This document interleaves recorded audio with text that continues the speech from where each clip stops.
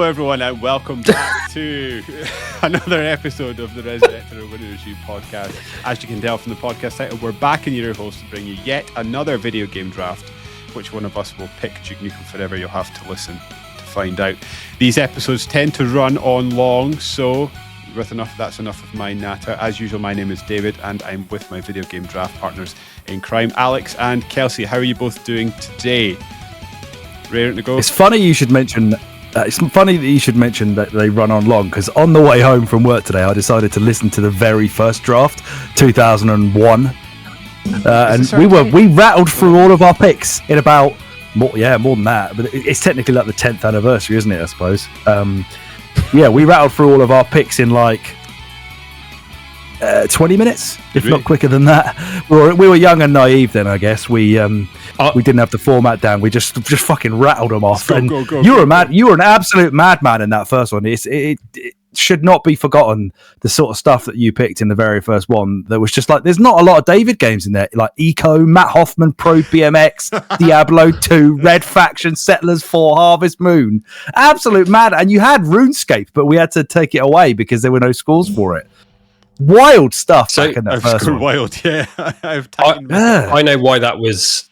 I know why we zipped through it, because we did 2 podcasts that day. We did, yeah. We did that just episode come off of straight Intel, after the first Gears Intel, which is kind of mental that we did that. Almost as mental as your suggestion earlier in the week, Alex, where you said, "Yeah, let's do a Clair Obscur." Let's do a Gears Intel podcast and then a Clair Obscur review episode after, which probably would have been 5 hours on a Tuesday evening or something like that. Yeah, it would have been. Yeah, we're just going to squish that into this one instead before the main event. Before we start, right? I want to I just have to admit, we play video games as a hobby, so there's a sort of young child inside of all of us. But I have like this little penchant for buying little like blind bags of like. You know, like in the shop, it's like £3, and it's like this little blind bag of like a Harry Potter model or something like that. And I quite often buy them just for the fun of it. And I was in Asda yesterday, and I saw Sonic, a little blind bag for a Sonic model, and I bought it. Oh yeah, and opened it. And I've bought one before. That's where I got that Sonic that's sitting there. If you're watching the video. So it's like, oh, that's quite a cool model. I'll get another one. I opened it and I have no fucking idea who I got. So I need help from you two because I don't know who he is. Right, here he is. Not a clue. Apparently it looks like character. Eggman's child or something. It does, doesn't it? I wondered if it was like... Isn't it from... isn't it Sonic Prime? Because they go to a different... universe, an alternate reality, and that is Eggman's teenage son. Or I think I'm getting it wrong. It's from Sonic Prime, right? I'm sure it is. I had no idea. I've just learned that that Eggman has a teenage son, and I don't want to know who the mother is. I'm genuinely disgusted. Cream the rabbit. I was like, what the is this? I was like looking forward to getting a little Sonic or Tails, and I got this lad. It looks like Eggman if he was in a Professor Layton game. Yeah, it does, doesn't it? The blind bags, I had to put a ban on them because obviously I have a child and he's obsessed. Like, I completely get the excitement with it and I'm into that. But when you have a child that is obsessed with collecting every single thing in a blind bag, but there is no guarantee in what you're going to get, you end up spending stupid amounts of money and he gets the same thing 3 times. So I had to just completely ban them. Because the video game them, right? David did that with games you did it with games in Store Thumb, didn't you? And you got like the Spice Girls PS1 game in it. Yeah, that was good. Spice World, yeah, that's I can't remember what else. That's the only one I remember getting. Spice World and a bunch. You get a racing game, probably. Yeah. Maybe a FIFA. Quite got absolutely fucking screwed. Yeah, I'm quite entertained by like a terrible video game though. So like retro video games. So I don't know. I was quite into it when I was like, Spice World. That's quite funny. Yeah. Alex, you'll be pleased to know. I definitely played that. I texted Alex earlier in the week saying I got a package sent and the delivery estimate was the 3rd of January. So you'll be pleased to know my Grendel's Head Atomfall cup has arrived. and I'm drinking. The problem is I read that as 3rd of June, not Jan. No, it was Jan. Yeah. Oh my god! Really? Yeah. Oh, because when you sent me at first, I was like, "That's pretty quite reasonable." Don't know what he's on about. Yeah. Yeah, that right. Okay, Jan. Fucking hell. Did you say it was a mug? Yeah, it's like a beer. No, he's glass. a mug for buying it. Oh, okay. Because it's a mug. You could probably just But it's a black kiln your own one so before before January. You could learn to kiln and then kiln one before January. Yeah, you definitely could. That's a good point. I'm very impressed with the Apple merch you've been buying. It's actually really gone mad with it. There's my beer coaster as well. It's quite a cool one. And I got something else that I didn't tell you about. I got a notebook that I haven't started using yet. I went absolutely wild with it.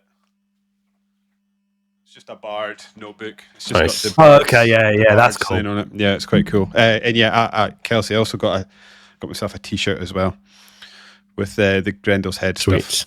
So yeah, I am Atomfall out to my nut.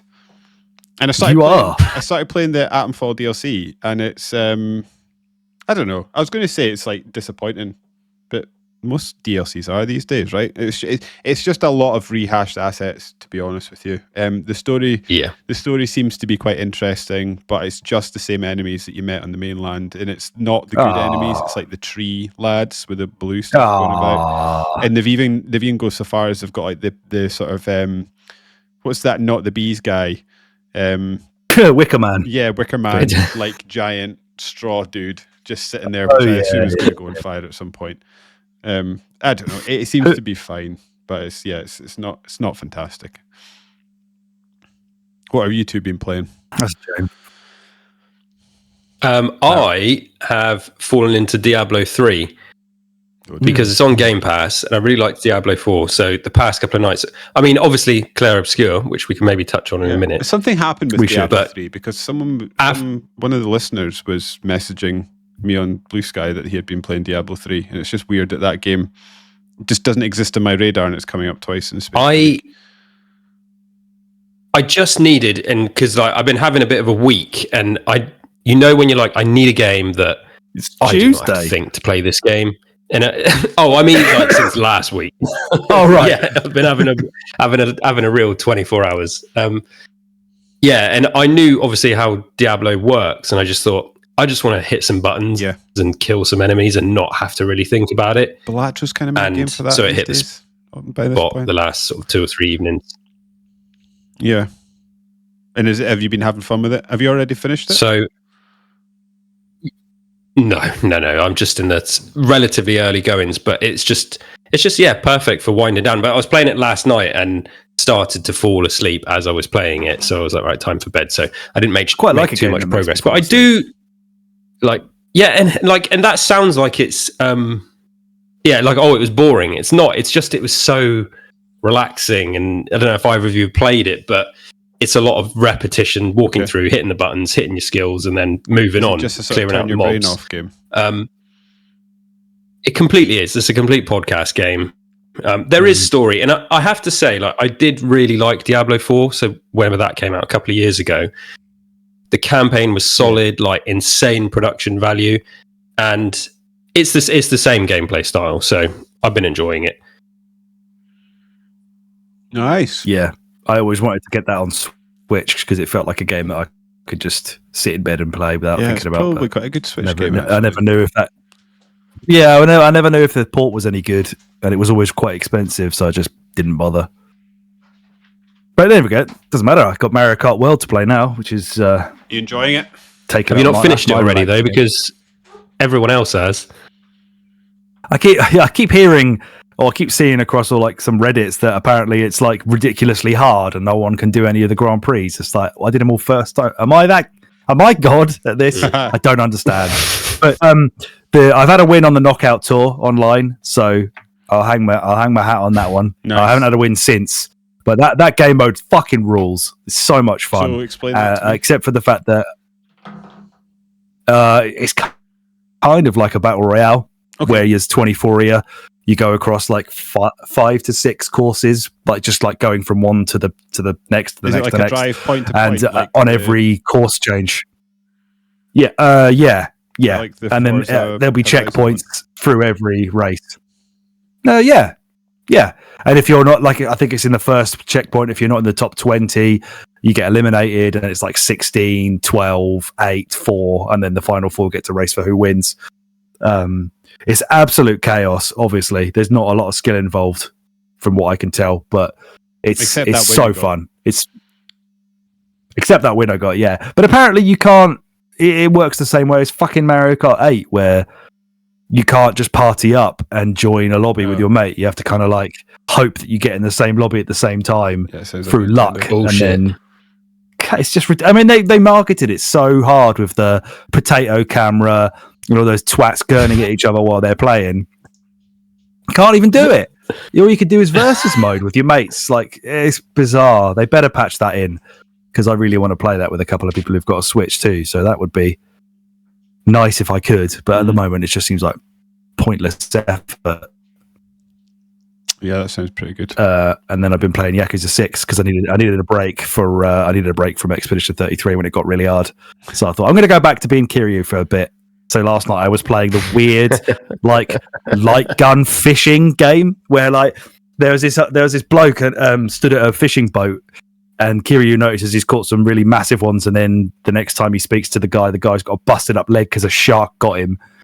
And so he asked Kiryu to take over his fishing for him. And I thought it was just going to be the classic Yakuza fishing minigame, but it isn't. It's like Kiryu dives into the water with a fucking spear gun and you have to start shooting everything. It's amazing.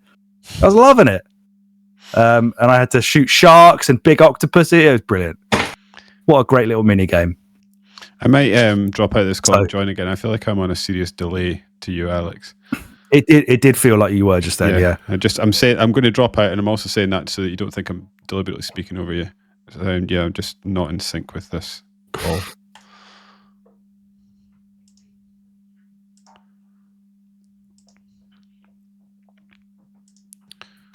Hopefully that. Hello. Check. Yeah, hopefully we're back. Hopefully. Yeah, so you've been having right, everyone count down from 10. 10. 10. 9. 9. It's fine. 8. Oh, it'll be 7. fine because the recording won't have changed. Sorry. Yeah, so you've been having. I've been having fun time with Yakuza 6. Yes.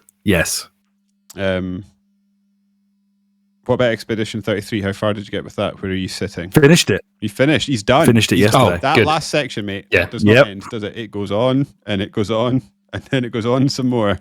Well, yeah, it was like once I got the flying with Esquier, I think I said to you, like every single place in the sky that I went to, I got wrecked in one hit by anything and everything. And I was getting really upset at how hard the game gets in sort of that last period after at the end of Act 2, where everything can one-shot you and every fight just feels like the ultimate test of concentration to parry everything and remember so many moves, and then like there'll be 3 or 4 different enemy types at once, so you've got to remember like 3 sets of moves. And it was just driving me insane. Like I couldn't do anything or go anywhere. The one that would keep buggering me up is there's in that sort of end section, there's an enemy that's like an inverted version of itself. So like there's like a set pattern that one enemy it's the one, it's like, I don't know, they're like it's like a sword shape that's like split down the middle and one side's like red and one side's white. It's like Clair and Obscur, or is and that the other one on the other it's like in a row of 3 and one's on the right and one's on the left. The one on the right and left, it's the same attacks but inverted. So like when one enemy is going to do one type of attack, the other one will do a different type of attack, and it's about learning the wind up because they're like similar on different sides, but it means different things depending on which one's attacking you. Oh my god, that was doing me in. Yeah, I was doing the one where you try and bring back that little gestural. Was his name Noko or something Monoko? You have to fight. You have to fight some gesture woman on your own, just as Verso or something. Oh no, you did get 2 people on that one. It wasn't that one. It must have been something else where I had to fight it on my own. But yeah, I didn't understand why that was fair. Just getting absolutely twatted. But eventually, I managed to do a couple of the side missions and get my levels up. Nice. And then I went ahead and did the end game part yesterday and picked what I believe feels like the good ending, where you side with Verso and you stop. Spoilers here. And you stop you stop these people from just having their silly little games where they entrap people forever in a painting so they can have fun. It's like, no, mate, you're going to go outside that painting, you're going to cry at a grave with your dad and your mum, and you're all going to be miserable, and all your made up friends are all going to turn into flowers and fuck off. You've got to wave goodbye to them. Bye SDA, bye Monoko, bye Mael. Like, heartless. Now deal with it. Get some therapy, for fuck's sake. Yeah, exactly. Yeah, exactly that. Like it was trying to me, it was like trying to present it like, oh, which one should you choose? And to me, it was bloody obvious. It was like you pick, like, because the other one was to just perpetuate this cruelty that this family had. He's lived for 100 years as it is. He's had a Poor life, bastard. and then like the other options, is just to perpetuate the pain, suffering, and cruelty that this family has subjected these like invented characters to. But I will say that game's like, I love the way that the game, because this may be normal for like JRPG and a JRPG like, so take it with a pinch of salt because I'm fairly new to this genre, but like I remember being through the most of the game like a little bit confused by like SK and stuff like that. I'm like, this is a super serious world in a game that is taking itself so seriously and melodramatically, and then there's just this little like inflatable balloon sack just hanging around in the background, and I'm like, what? Who's mates with rocks? Weird. Yeah, he's mates with rocks. Yeah, and I was like, this is odd. But then it just like explains it all, and it sticks the landing in a way. So like, I think I've said this somewhere else, but like, I often find that like when you get wrapped up in stories, you get games that'll like stick the landing and sort of pay off the journey that you've been on, or you normally get a game that will just like whiff the ending and sort of like Game of Thrones style, and then just undermine everything that came before it. To me, this game like sticks the landing in a way that elevates everything that came before it, and I can't really think of that happening much in a story, especially not in games that I can think of. Yeah. How did you find it? Yes, it is very well written. The characters are fantastic as well, for the most part. Yeah, I'm stunned at you two. This is so. There's a few things about this game. I mean, the story that you've just talked about and the ending.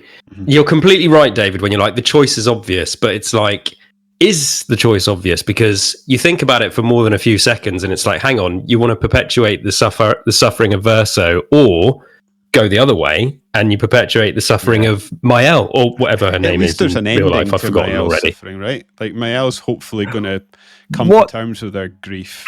I don't know how Verso does, but she could also make another. She could also make another painting, I guess, right? As I guess that's kind of what he says to her, isn't he? He's like, you don't actually have to live a life you don't want. You can just go paint another thing and go sit in that if you want. Which is to me. What was the thing that they were saying? What's like grief is painful and it's awful, but you get through it so that you can continue. To me, that's what the story was about. Yeah, that feels like the sensible answer, but then you got to put yourself in the position of someone who, in reality, is like a vegetable or something like that. Is that is that getting through it? And I feel like you must have both seen Black Mirror with the San Junipero episode where you can go into a retirement home where you die, which is basically virtual reality, and it's like, I would absolutely choose to do that, if you could, and I don't think there's anything wrong necessarily with living in that world. But I thought the story was really good. I thought it was definitely massively, like, the story is a bit like dream logic-y and they can kind of do what they want, but I just think the performances are all so good that it just makes the story incredible, and I'm kind of fine with it, and I'm fine with the dream logic.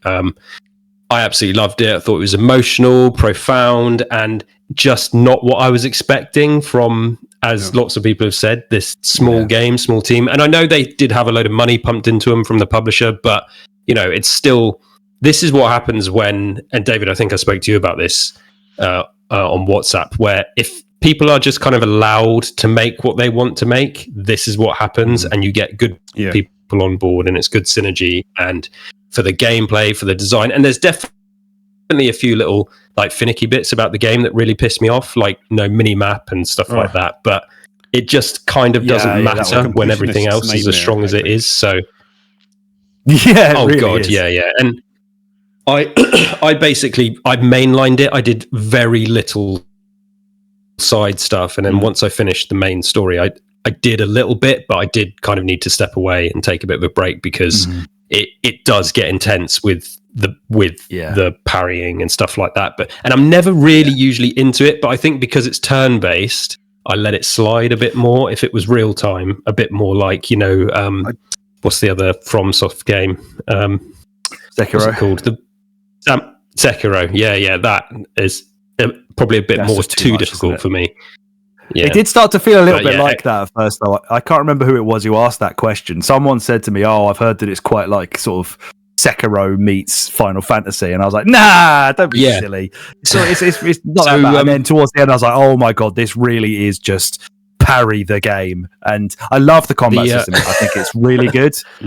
But it can, like I said, it involves so much concentration when you get into the later stages of the game if you're not really prepared, or you haven't got an amazing winning build. Like a mate of mine, old Pikmin guy again. Yes, he's obsessed with it. He wants to get 1,000 gamer score on it, and he was telling me that he's turned Mael into this sort of glass cannon where he has to set the fight up so that her health is like 1.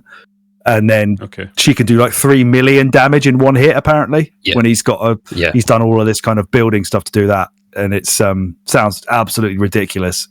I find that the scope for the way that the combat can work is outrageously good. I find the Pictos, or the Pictos, however you say it, a bit of a double-edged sword. And I think this is just a David thing.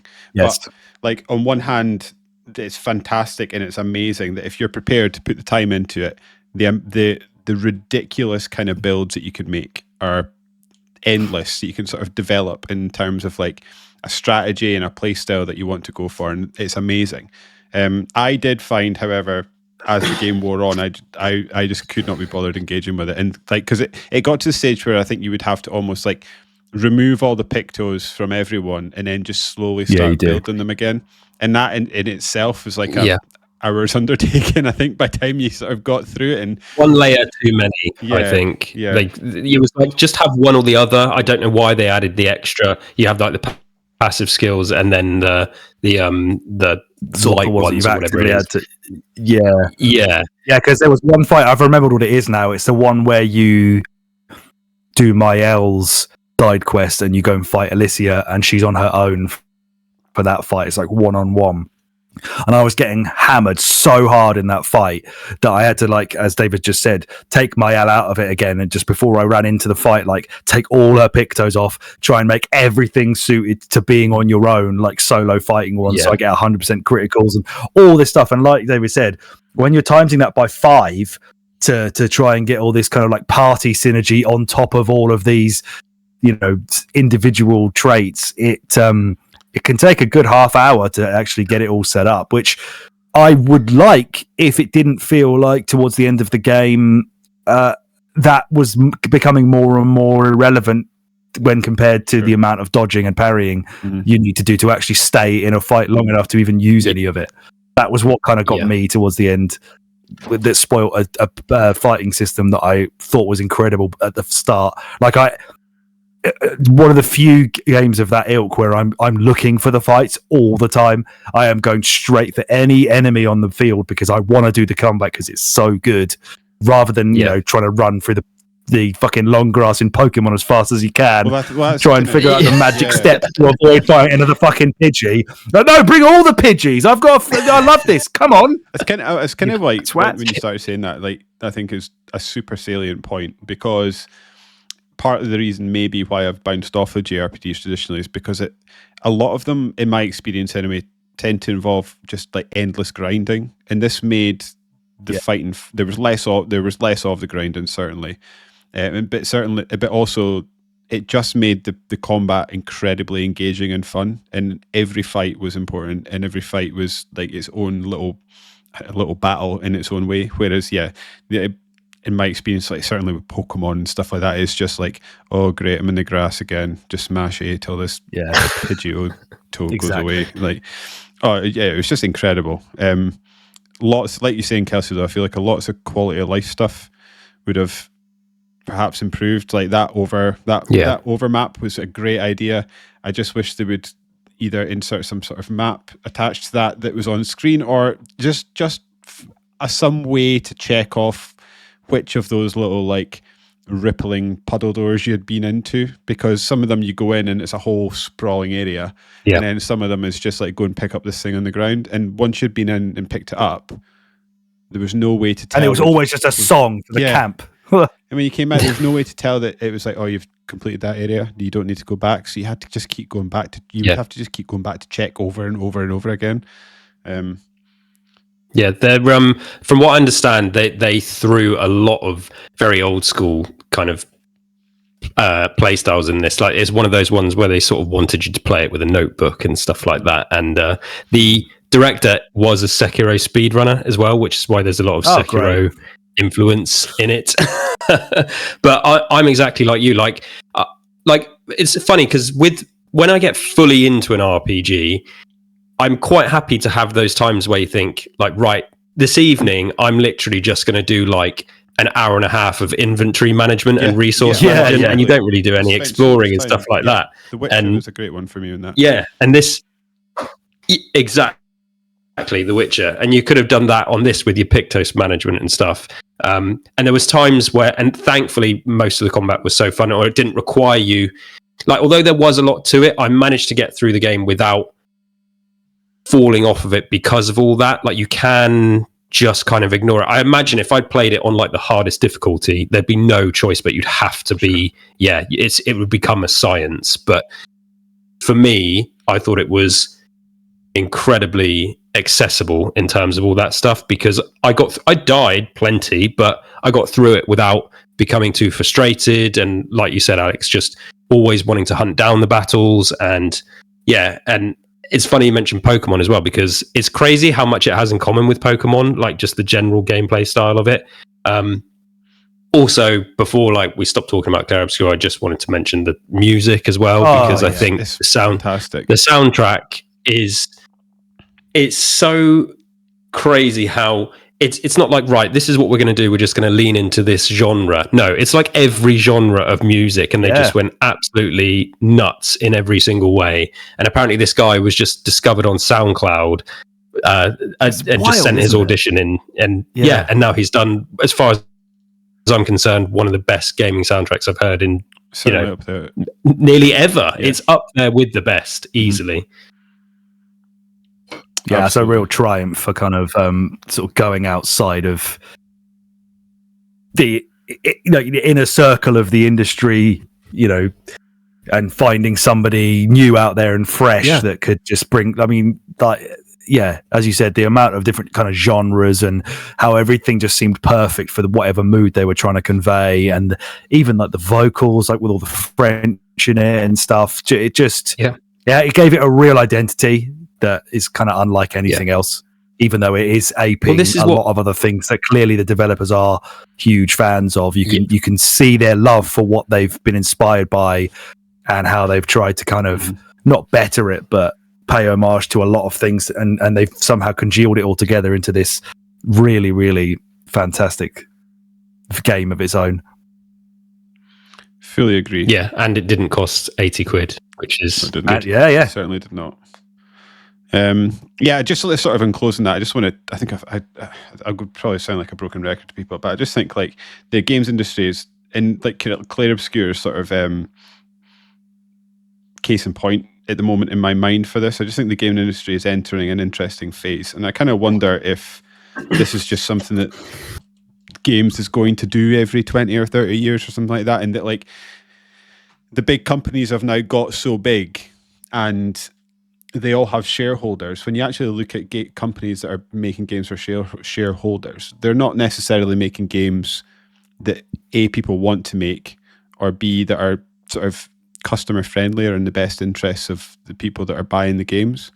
And I think you see a lot of big companies sort of buying up a lot of IP, and then with all these mass layoffs and things like that, we see a lot of smaller teams breaking out that aren't beholden to people that are going to have to pay dividends and shareholders money at the end of the day, and they can just sort of chase over what they want, and being a profitable game is enough. Whereas like with the big stuff, like with the Microsoft owned dev teams and stuff, like if you're profitable, that doesn't matter. You've got to be exponentially profitable, making certain amounts of money. Whereas, if you can just make enough money to cover your bills and allow you to keep making games, I think that's where the interesting stuff's going to start coming from. And as much as there's a lot of doom and gloom around the industry, I actually think these are sort of green shoots of recovery, and that the attention of players are going to be more focused towards smaller dev teams like Clair Obscur and stuff like that. And I think that's quite promising.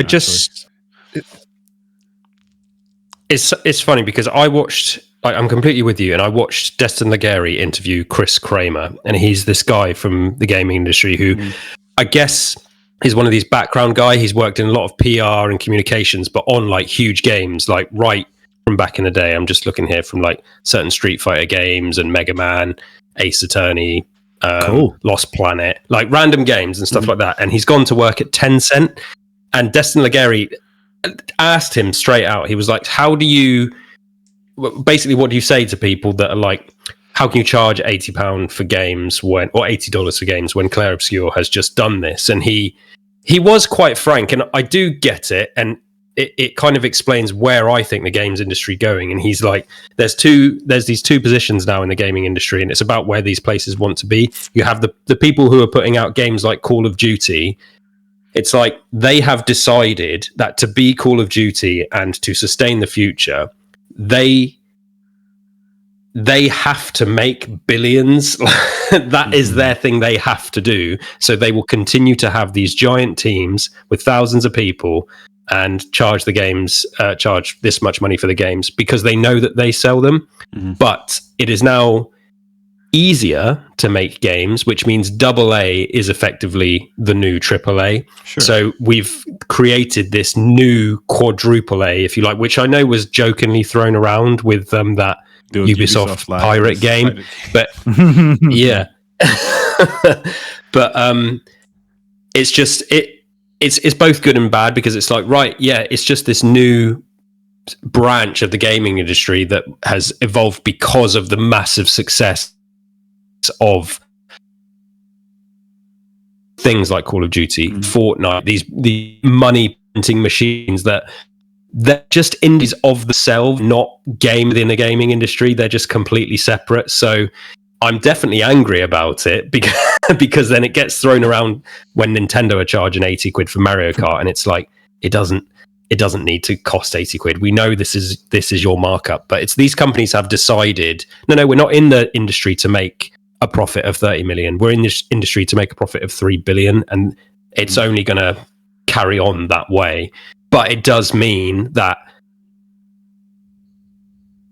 there is now scope for there to be a huge range in pricing that we've never really had before. Yeah. You might have had the mobile game pricing and then the top end pricing, whereas now you get games for 25, 35, 45, 50, 80 and 100, and it's just going to be more and more of that.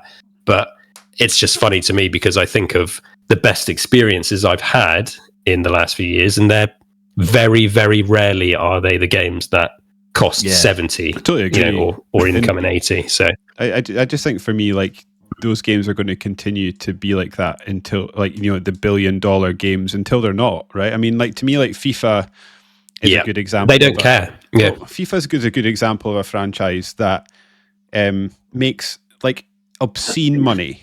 If they just, like, keep updating the game, keep updating the rosters, keep releasing that game will continue in perpetuity to make billions and billions of quid. But they get so greedy because they have to post growth every year of like 10% plus, that they continue to squeeze a stone until it gets to the point that it cannot be squeezed anymore. And then they don't even make the billions that they could have made if they had just not been so greedy. Like, FIFA's down because the Ultimate Team stuff that makes them so much money, they've just gone mental with that, to the point that people just aren't engaging with it anymore. And I just think it's such a shame that these executives can't get out of their own way because they've got a good thing and they're just ruining it. But then Activision have been doing that for years, right? They did it with Tony Hawk, I guess, that's coming out. They that's what they do. The Guitar Hero franchise. I was just going to say, Anyway. Yeah. I'm on a soapbox. Can you guys... Yeah, they run it into the ground. They don't care. They will... Carry on. I was just going to say, Activision's a good example. They just...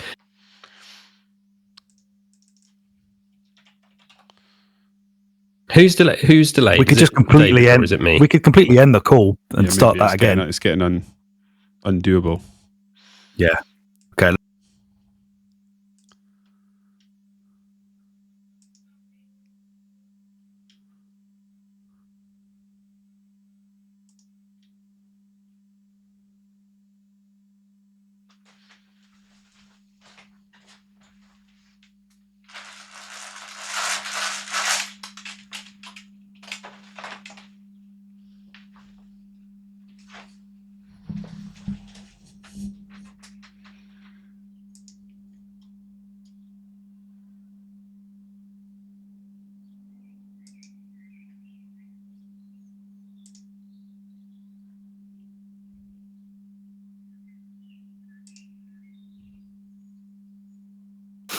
I've also opened my window. It's quite warm in this room, so I don't think it's me, but just in case it is, I've opened my window to let some cold air in as well. I just checked the Discord server status as well, and it all says everything's running fine, because sometimes it can be something their end. Yeah. Everybody seems all right to me at the moment. Yeah, this is good just now. All good. Okay. Are we done with our... Yeah, I think we've put the world to rights. Yeah. Now it's time to pick some games. Yeah, Alex, do you want to give people a quick rundown on what the rules are for this, just in case you are stumbling across this podcast for the first time, you've not listened to one of our drafts before?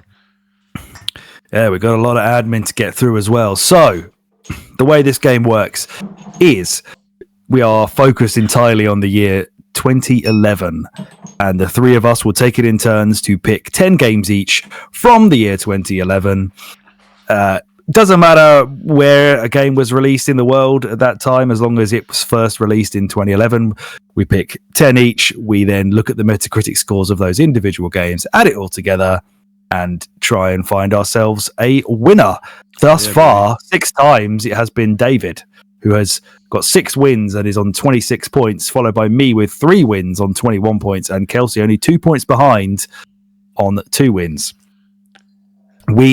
Last time around in the year 2010, David, of course, won with 909 points, which is an incredible score.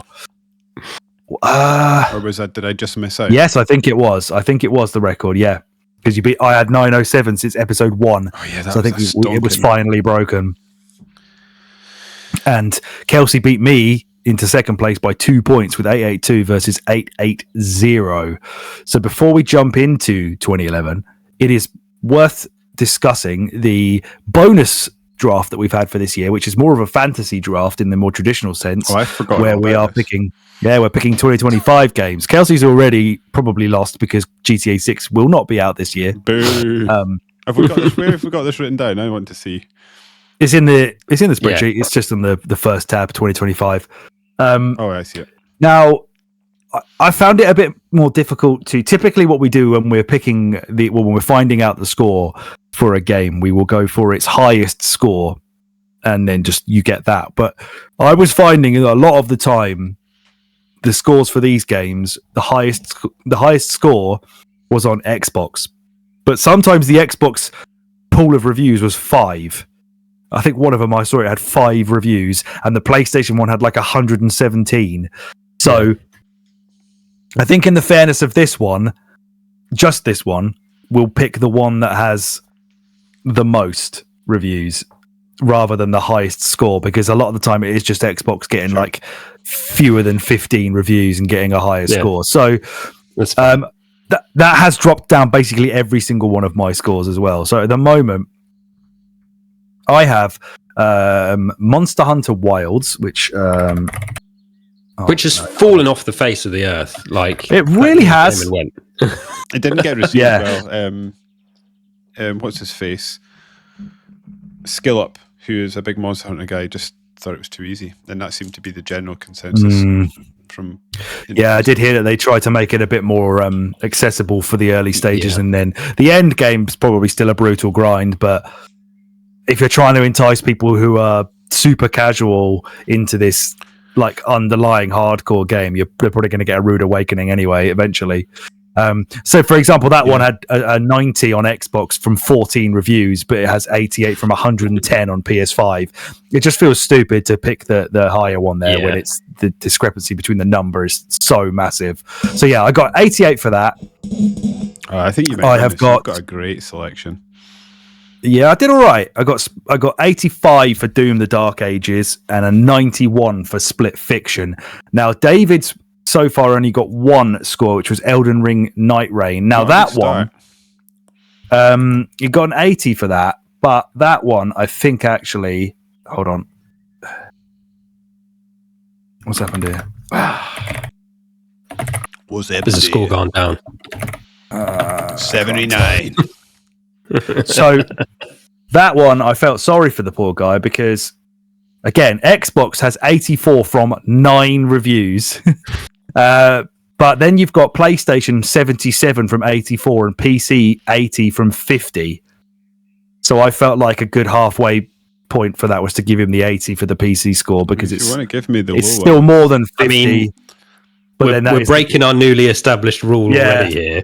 I think give him the 70. Okay, 77. Kelsey may have a chance somehow. Yes. You had got Mario Kart. I don't know what I was thinking with my picks. I don't even know what Hell Is Us is. You said that at the time, I think. You said, I don't know what Hell Is Us is, but I've heard some buzz. Or something like that. It's just I got Edge today and they were doing a preview of it and I thought to myself, oh, that's that game none of us know that David picked. I'm going to read up about that later on. It's not a review, of course. It's not out till September or something, I think. Kelsey, so yeah, GTA 6 is gone, unfortunately. But Mario Kart World has got him an 88 and Assassin's Creed Shadows an 81. I feel like that's hard. Should we let him have a new pick? So I don't mind. What happens in Fantasy Critic, which is the other thing I'm doing officially, if you set league rules, and one of them is, yes, if your game gets cancelled, you do get to pick another one. You also get to drop one game. I don't know if we discussed that as well. Like, everyone gets like one drop. Everyone gets one basically rebid or repick if your game gets shifted to the next year. And that's so comes out. So you can only you would only be able to replace. You can't just change your mind if the game gets delayed and cancelled. You're allowed to replace it with something, but I don't mind either way because you on Fantasy Critic you set your own rules. There's no one way to do it. I don't want you to have a game not come out and then just lose from we that don't want you to lose already. Technicality because that's shit. I say you get to pick a new game. Pick a new game, mate. Okay, I will do that now because the list of games is on Fantasy Critic, so I will quickly pick one.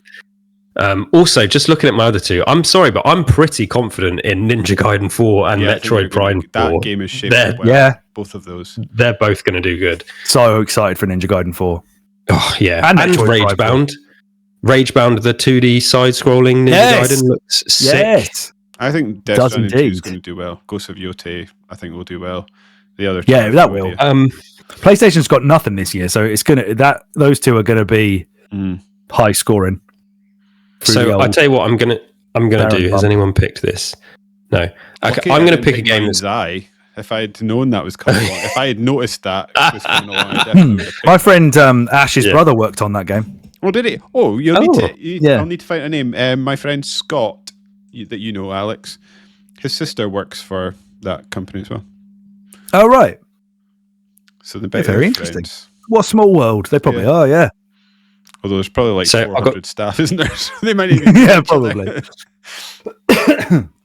There's two I'm hovering around. One is one that I think will probably get a good score, and one is just I want to pick because I like it and it's out soon. What are they? And I think I'm going to go. So the two are. So one of them is Silent Hill F, which I thought vibes wise looked good. I wasn't crazy on the gameplay. I think they're bringing parrying into it by the looks of things. But they brought parrying into the remake of 2.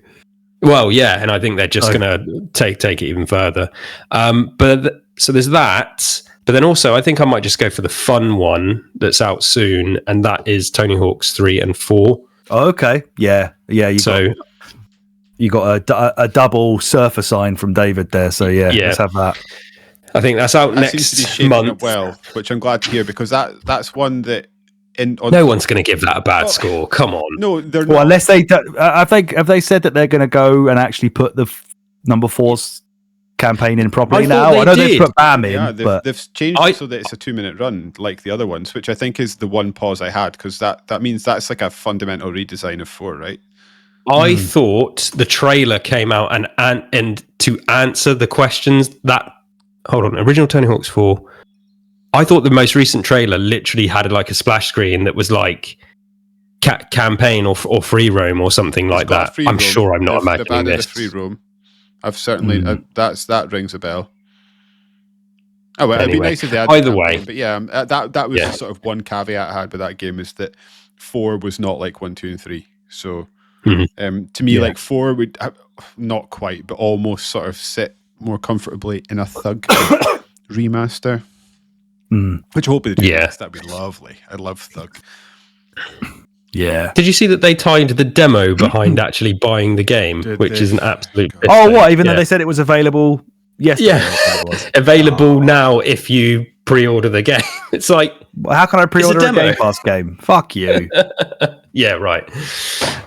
So yeah, that's my pick. Great choice. All right. That's a good solid choice. He's back. He's back in the game. I was watching gameplay of that, and I am extremely excited about that. Yeah, it's going to be fun, no matter what.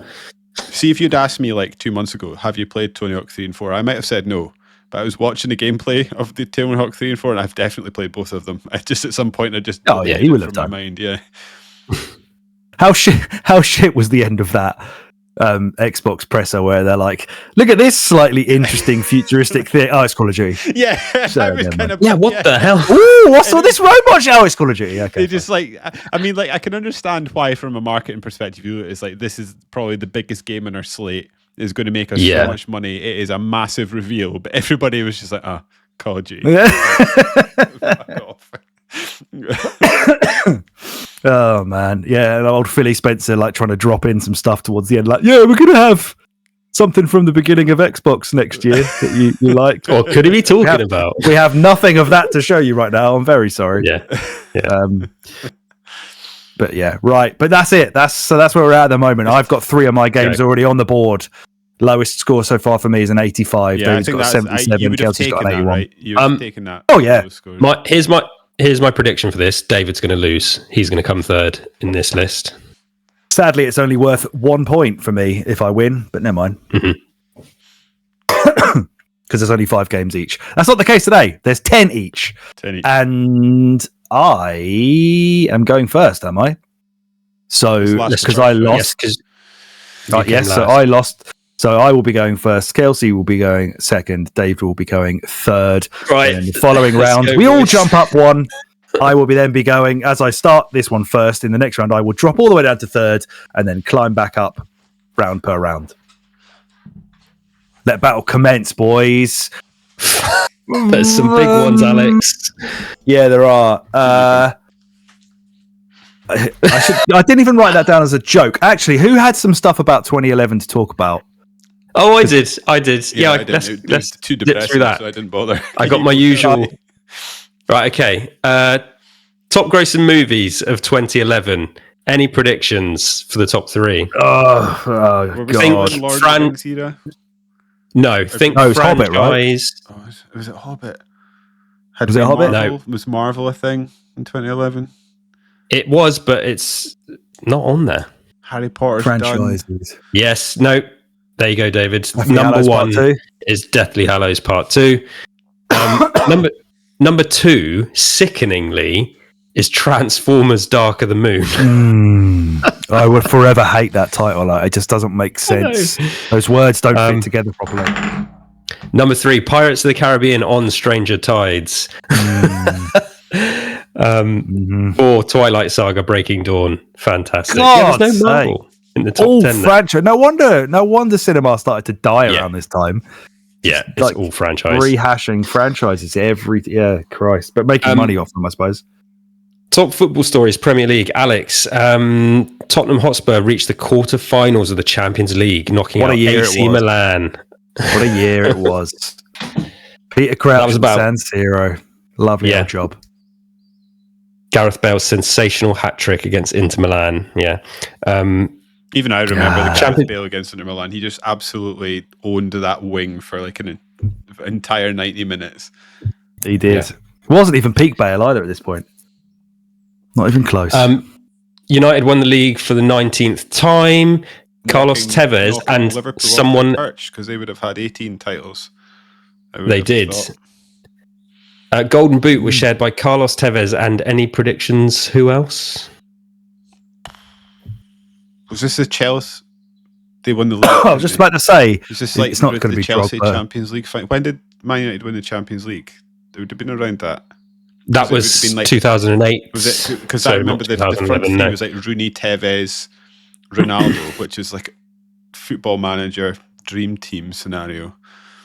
So in 2011, Alex, I thought you might feel pain about this one because it was Dimitar Berbatov shared the boot with Carlos Tevez. This is when he sad times. And he didn't even manage. He got basically lost his place in the team, right, to Hernandez, who just sort of took the went. That's when he broke out. I would have guessed. Was he aging at that point? They didn't understand him. Don't know. Yeah. Probably he's a smoker as well, so I suppose like it's not great. That was after he got bundled in the back of a car by Fergie, didn't he? Like hid him under a coat or something to get him into the ground. I was so pissed off. He was such a Tottenham player that they nicked away from us. That's funny. I remember around that era, Aberdeen FC had a manager called Steve Patterson who got bundled into a car boot to get out of the stadium. Yeah, you're never having to sneak people into Pittodrie, mate.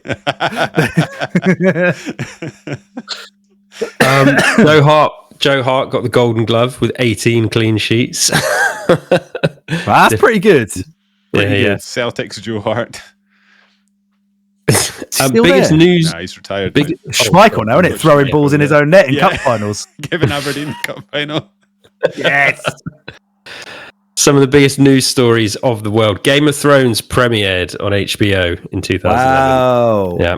David. That was when it was fantastic. Oh, that first season was I'm great. always going to remember Game of Thrones sort of semi-fondly for being like simultaneously some of the best TV ever made and the worst. Oh, it's the greatest show in the world for 4 years, for sure. Yeah. 100%. The Occupy Wall Street movement was in 2011. I lived in Bristol at the time, and there was the streets where I was not. I had a job, but the streets were lined with students. Lined with tens of students. As we mentioned, I think before we started recording, the death of Osama bin Laden compromised to a permanent end, as John Cena said. You can't see bin Laden; he's been compromised to a permanent end. And then some of the celebrity deaths. Steve Jobs, who, I maintain, oh god, yeah, absolutely. I'm sure I heard rumors that's coming back as well. So did I. Better get Stone Cold on it again. Yeah.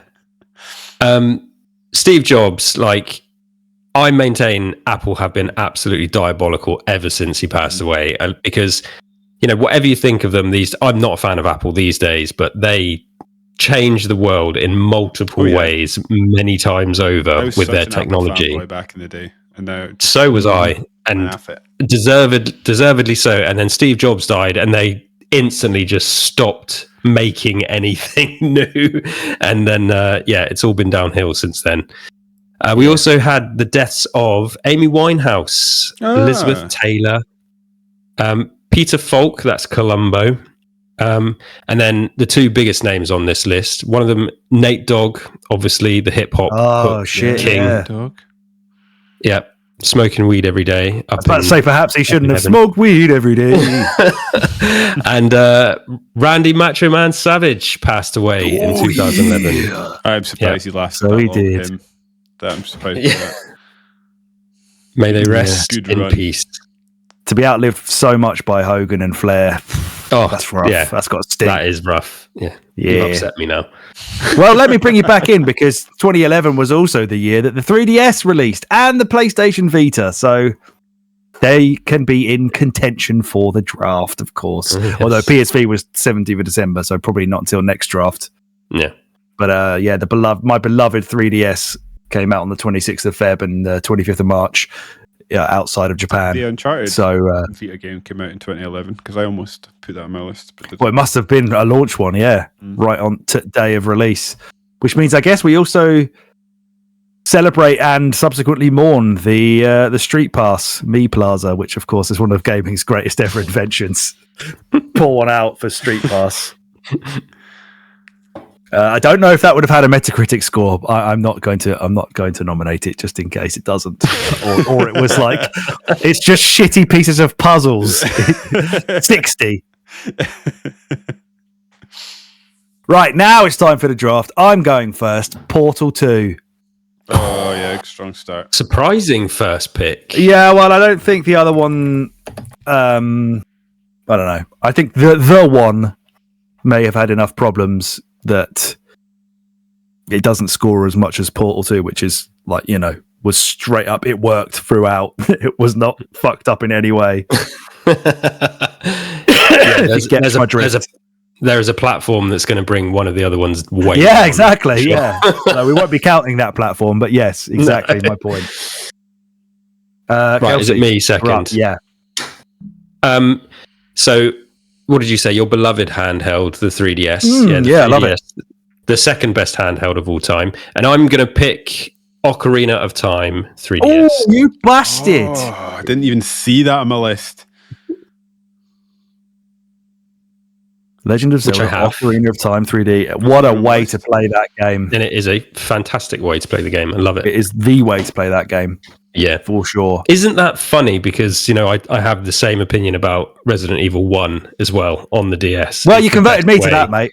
Yeah. Because that's absolutely the best banging version. I love that version. I genuinely didn't expect to have a conundrum so early on. There's one of two I want to pick here. Mm-hmm. I'm going to pick Skyrim. I was going to say, don't be silly. Just pick Skyrim. Yeah. Yeah. I mean, that must have... To me, I don't know. There's something about Skyrim that, it's so legendary. It's been so pervasive throughout gaming ever since 2011. But something in the back of my mind says 88, 89. I don't know why. I didn't trust it to be a 90 game, even though it's legendary. The PlayStation scores have definitely hurt it because it didn't work on PlayStation 3. Yeah, there's that memory leak, right, on the PlayStation. Yeah. Well, was that on Oblivion as well as that Skyrim as well as Oblivion? Was it? Yeah, it is. It was basically any Bethesda game, I think. Skyrim. I was just going to say, when I got it when it launched. I bought the strategy guide at the same time, which I think is an essential purchase with a game like Skyrim, because it's not like a strategy guide. It's just like it's a thing that you need to play the game and understand like all the recipes and stuff like that. So, but what's funny about it is my housemate at the time, he was so enthralled by it that when I would play it, he would sit next to me and watch me, and then he'd also make his girlfriend at the time sit next to him and watch me play it. And because I think he was like dropping hints that he wanted it for his upcoming birthday or something like that. But I remember all of us just being blown away, and I had we were in a maisonette and I had the attic room. Nice. And I'd just be, if I wasn't playing in the lounge, just so many evenings where I was just hours and hours playing away playing away Skyrim up in the roof of the house. I was obsessed. My girlfriend at the time, now wife, bought me the soundtrack, which was signed by Jeremy Soule, the composer as well. Soundtrack, that's like and soundtrack. And you knew. I sold that. And I'm really disappointed because it's now worth about 400 quid on eBay. So I wish I'd waited a few more years. No. I just sold it because I was like, I don't need CDs anymore. I'm just going to... Yeah. They're never going to have any value. No. It's funny. But, it's funny.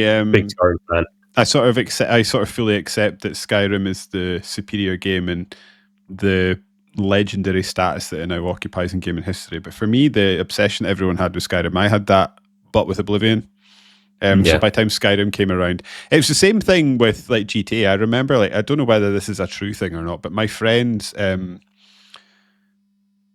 sort of legendary GTA game before 5 came along would have been Vice City, but I had like absolutely like tired myself out on GTA by the time Vice City came along, so it's not the one for me. It's like GTA 3 and maybe San Andreas. It was 4 for me, really. Yeah. Really? I never saw quite the level of appeal that everybody else did, because I just found them to be so like fiddly and difficult. They absolutely are brutal. Yeah. So I would always loved the idea of it. I'd get in, I'd fuck about, I'd get 5 stars and have a bit of fun, and then think, I'm kind of done. I don't really want to grind through this. And then 4, I fully went all in on it. Something must have changed in me at that point. 4 is still legit good. Like, it's a good story. I bet it is. Yeah. Right. That's round 1. We're on to round 2. I am last. Kelsey, you're first, aren't you? David second. Yep. What kind of man would I be if I did not pick Gears of War 3? Yeah. I'm glad you took that away from me, because I was worried about I have no idea what to think of that thing. Yeah. Like, there is part of me that thinks it drops off a bit from score-wise from Gears of War 2, which is fine, but I still think it's solid. It's great. I'm picking it as well.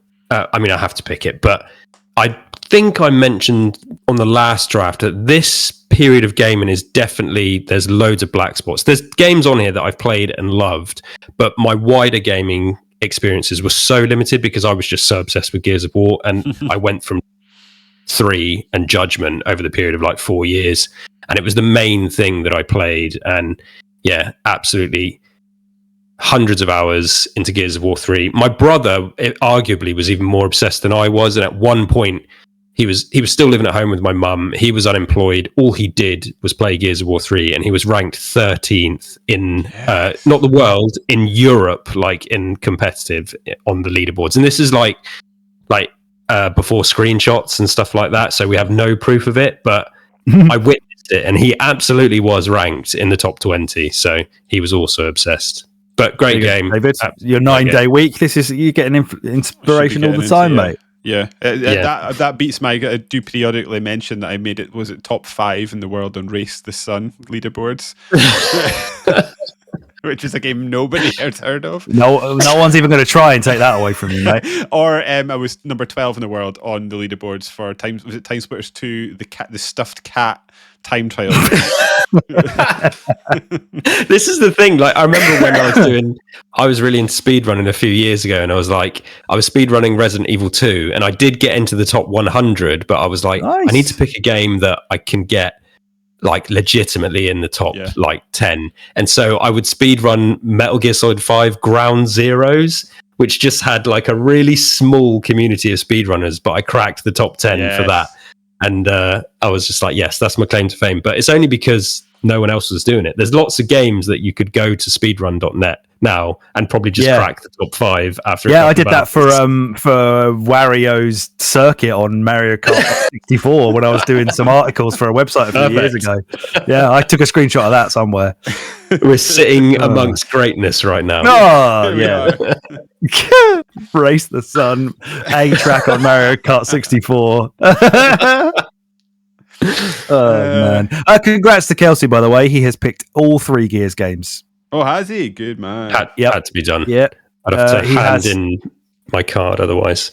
You would. You have received a 94 and a 92 for 1 and 2 respectively thus far. I'm going to predict 90 for this one. Sorry, 93. 93 you got for Gears 2. Sorry. So it's gone down by 1 each year. Each, iteration. Yep. Uncharted 3. Yeah, but David. Yeah, straight. This is excellent. You're taking all my head stuff away, so I just have to go all hard. You're just clear mind. Yeah, you can just go with the flow. That we're like Mosesing the river, so you can just run through the middle. Yeah. Which I'm really glad about, because I really thought I wasn't going to get to pick it, but yeah, I'm having Batman Arkham City. If I had any legitimacy at any point in my life, I would have bumped the Metacritic score up by giving it a 10 on A Winner Is You, but I don't think they counted us. I do think that's the second best Batman game. Yeah, I want to play it for the pod at some point and see if it's better than the first one. Yeah, we should, because I dived into it after we did Arkham Asylum for the pod. I carried on and played Arkham City. Well, I like 4 or 5 hours of it. It's good. It is amazing. No, it wasn't. It's an amazing game. I didn't. What's the one that? No, you did. You did Origins. Yeah, sorry. Still good, actually. Also a great game. Yeah. Also a great game. Hey, 2011. That means it's 15 years next year. So we'll do it next year. Hell yeah, baby. Ooh. Yeah. Right, that's round 2. We're on to round 3. I was second last time. Yes. Yes. I am. You are. I'm second. It's only taking us to round 3 to get confused about that as well. Don't. I feel like I may be quite safe with this, but I'm fairly confident in it, so I'm just going to get it on the board. Little Big Planet 2. See, he's doing it again. I don't want any of these games. He's taking them all away. Thank you. Thank you. I don't want it. But I know it should be picked by someone. Mine are dropping like flies now, thanks to you two. Oh, yeah? Mm-hmm. Good old Stephen Fry voicing, still voice acting away. Media Molecule now defunct. They gone after Dreams. They dead. Oh, yeah. I think so. I thought Kelsey was looking it up. Yeah, okay, good. Yeah, you Google it and I'll just say floaty shit and I don't like it. But I know loads of people do. Portal 2 and Arkham City. What a year. Right. I'm not going for that one yet. I think my middle section here, I know we said it falls away, but I think I've got a middle section here that's absolute beasting. I'm going to go for... Nope, fuck it, I'm going to go... Still going. All right, good for them. They can keep making floaty shit that I don't like. Well, I wouldn't be wearing the right clothing if I didn't pick Dark Souls, so I'm picking Dark Souls. See, actually, no, I am glad you picked that one because was it hated at launch? Did somebody pick Demon Souls? Was it too hipster? Which was the one that was it Demon Souls that ex-PlayStation lad rejected? They like from Shuei. And they were like, no, it's not good. Yeah. I swear somebody picked Demon Souls, but I can't see it anywhere. Not that I can remember what year it came out. Oh no, there we go. David got an 89. Yeah, surely I'm getting more than that for Dark Souls. Yeah, I would think so. Alex, did you listen to most recent Backpage with that interview from the guy from the magazine who is now at the publisher? I haven't finished that one yet, but I've started it. He says that they turned down Dark Souls and went on to do like Just Dance and stuff like that instead. Oh shit, really? What publisher was he at? I can't remember the flipping name, but it's some UK based publisher that Dark Souls came on their desk, and apparently he wanted to, but like the head honchos or something were when Demon Souls exists, that just seems so dumb to throw that out. Yeah. But it was an Xbox exclusive for a while, wasn't it? 360 Dark Souls. I didn't know that. Was it? Sure. Did they get limited time exclusivity? Am I making that up? Don't know. Kelsey, final pick of round 3 is yours. So all the big ones going. Okay, let's go for Mario Kart 7 on the DS. That's 2 DS games for me. Yeah. That was on my list of potentials. Played that on the night the sleeper train down to London for a job interview I didn't get, and I couldn't get a bed on that train, so I had to sit in a seat all night and then get the sleeper train back and do exactly the same thing again. It was awful. Mario Kart 7 is not awful. Everyone. No, it is not awful. Played a lot of that game on that train. I can imagine. I sold my Wii to buy a DS and got Mario Kart 7 with it, and was obsessed. A 3DS. Yeah. I remember thinking it was. I don't know. I thought it was fine.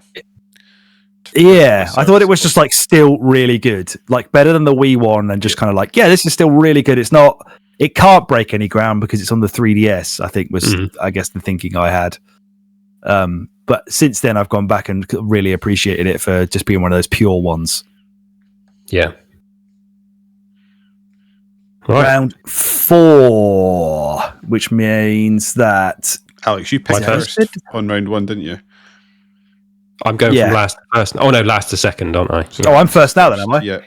I'm just writing that Cool. down. How do we not have this down just like that? We're just not getting there. And Kelsey, you were second, weren't you? So you went second, first, third. Okay, carry on. Have you written it down? Have you got an order that you're going to just tell us Written now? it down, yeah, I can tell you. Yeah, nice. Right. Okay. Oh, mate, I've got such a banger that you guys are not going to be expecting. But I've got some insider knowledge. Not insider knowledge, but I'll explain it later. I'm talking in riddles. Fuck it. I'm going to go with Bastion. Ah, you son of a... Okay. It was on my list. You son of a list. Son of a... it's going to be harder for me to pick after this now. I've only got 2 from my top tier left, and one of them I don't really want to pick because I don't really like it all that much. Kelsey, what are you going with? So there are so many 3s in this year, aren't there? Yes, there are. So there's a couple of big 3s here as well.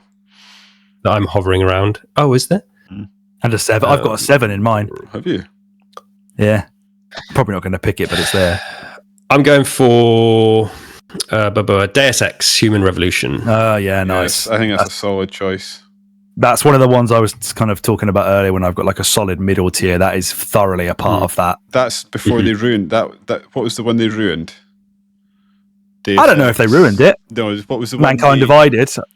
Yeah, they didn't ruin. It's probably the wrong word. They ruined their chances of having a successful game because they hid behind a terrible marketing campaign. Yes, like, if you pre-order, if the community pre-orders so many, we'll unlock different parts of the game. Everyone's just fuck it. You. That I remember that now. Yeah, that was so dumb. There's one I feel like I should pick. And if I feel like I should pick, maybe I should pick it. Call of Duty Modern Warfare 3. Okay. That's where I was hovering when I was talking about the 3s. It's the worst of the Modern Warfares, I think. Yeah, agreed. It is. I still played it a lot though. Yes. On my little in Bristol, on my little CRT, my like 14-inch square CRT before I made the jump to widescreen. Yes. I was playing that. Yeah, bless your heart. I barely played any of 3. I think I don't even know if I've ever done a campaign. Heel turn with the American general, isn't it? What does he do? Switch to the Russian? He's a bad guy. I don't know. I can't remember. I just remember he's a bad guy at some point, and you do that level where you fight in like the house that is also a multiplayer level, and then he just gets off the helicopter and like shoots you or something. Oh, why? That's all I remember about that. Yeah, I don't think I've played a lot of that game at all. Maybe I never have played it. Oh, you must have. Maybe I think you're having a David and the Tony Hawk syndrome. I think maybe you and I played it at like a Eurogamer Expo together. Awesome. You played Battlefield 3, which is came out in 20. Oh, I'll never forget that. Gamer. And you got rage because it was couldn't invert my y-axis. Yeah. We also played Skyrim at that show. We went to a talk with Hideo Kojima as well. That was a good one. For Kelsey's speedrun. Forte. Ground Zeroes. Yeah. I mean, you never know. But yeah, so Ground Zeroes must have been out by this point, was it? So no, because Kojima definitely knows your name because you're big in the speedrunning community, so he didn't know you by the Do you remember? Either of you remember this? And this was when the marketing campaign for MGS5 kicked off, and I think it was around the time Ground Zeroes come out. And they did this weird thing where they had the guy with a bandage around his head talking, and pretending it wasn't a Metal Gear game.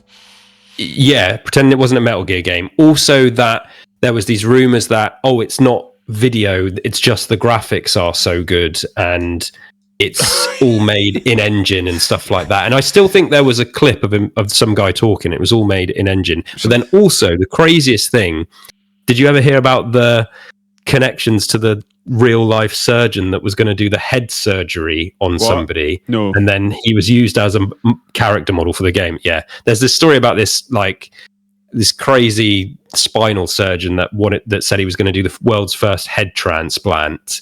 and he like had it all laid out, and he went and did these big conferences and stuff, and then it started to turn into the fact that this was just like a marketing campaign for MGS5, and then his character model is in the game, and to this day they have still not clarified that that is what it was, but it is what it was. It's just they've left it unsaid. They just put it was like peak viral marketing, where they just didn't say it was anything to do with MGS, but it was, because this whole idea of phantom pain and having someone else's limb and someone else's identity and all this kind of stuff. And it just phantom pain is like what people get that I've got limbs chopped off. Shit, I've just had a epiphany. Oh my god. David, you do realize he's got a whole fake arm in that game, right? As well, I was too busy thinking. I'm sure there was something in Metal Gear Solid 5 that involved a whale. And then, there's like just finished Death Stranding in like the last week or so, and I was just like, that game is filled with dead whales. And then I was like, as you were chatting, I was just thinking, what is Kojima's deal with dead whales? in MGS5, it's all Moby Dick, isn't it? It's Moby Dick references all over it. So yeah, I was obsessed with MGS5. Something about South Park, fuck you, whale. Kelsey, get out of this hole and pick a game. Yeah, quick. Sorry. Round 5, baby. Oh, this is the year that a Kojima thing came out, sort of. Did it? I don't know if I've got this in my list. I'm not going to pick it, I don't think, because that's risky. How about L.A. Noire? Oh, I was just looking at that. I was just eyeing it right up. A game that at the end absolutely broke me. I just was furious about that. I remember I probably moaned about this at the time to Alex. Is it a flood or something? Does he does he drown? Basically, the guy spends his entire career trying to sort out criminals, and then he dies, and everything he's tried to do, he fails. So it's just like, well, congratulations for just playing a 20 to 30 hour game, because everything you've done means nothing. Goodbye. It really fucked me off. A bit like Expedition 33. Yeah, a little bit. Yeah. I need to write this down. LA. LA Noire. Oh, I was just about to make that joke. Got you. Joke. Saying the game name wrong. I'm going to go for MLB 11, the show. I'm going to go back to my old bullshit. Oh, okay. There's another sports game on here that I've been eyeing. I've been scared of sports games for a long time, so I feel like you're going to scare me into doing it. Right, I'm going to have to do it then. NBA 2K12. I'm not going to let that. I'm not going to lose it. You probably weren't even talking about that, but I've done it now. That is the game. NBA 2K12 is the game where they had the Michael Jordan campaign. I recently paid too much money to buy that. Like a few years ago, paid way too much money to get that back on PS3. Is it good? Have you still got it? Is it good? Is it worth playing? Could we pod about it? I am fucking terrible at these games, so no, it's too hard. They're tough. Yeah, the 2K games are tough. You've got to actually know basketball to play it. Yeah, exactly. I don't know tactics, so you can't win the Michael Jordan campaign just by shooting threes from way too far out of the D or whatever they call it. The paint. It's not NBA Jam. They love the D. They love the D. Yeah, it's not NBA Jam. More's the pity. D.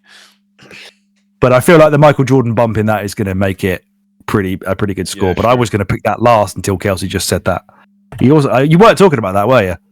I wasn't, but it's funny because I'm now starting to wonder if we should implement a rule where every draft we have to do one round where we all pick a sports game from now on, and because I think I'm going to pick this. I'm going to pick this sports game.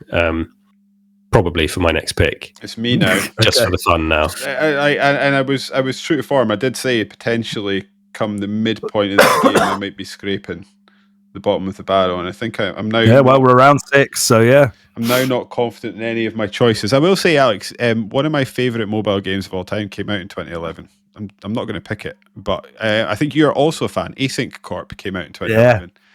Yeah. Pour another one out. There are shitloads of mobile games over this year. Yeah, I refuse to acknowledge them. It's probably to my detriment. I'm going for... Because at the time I didn't. I played loads of them. Forza Motorsport 4. Okay.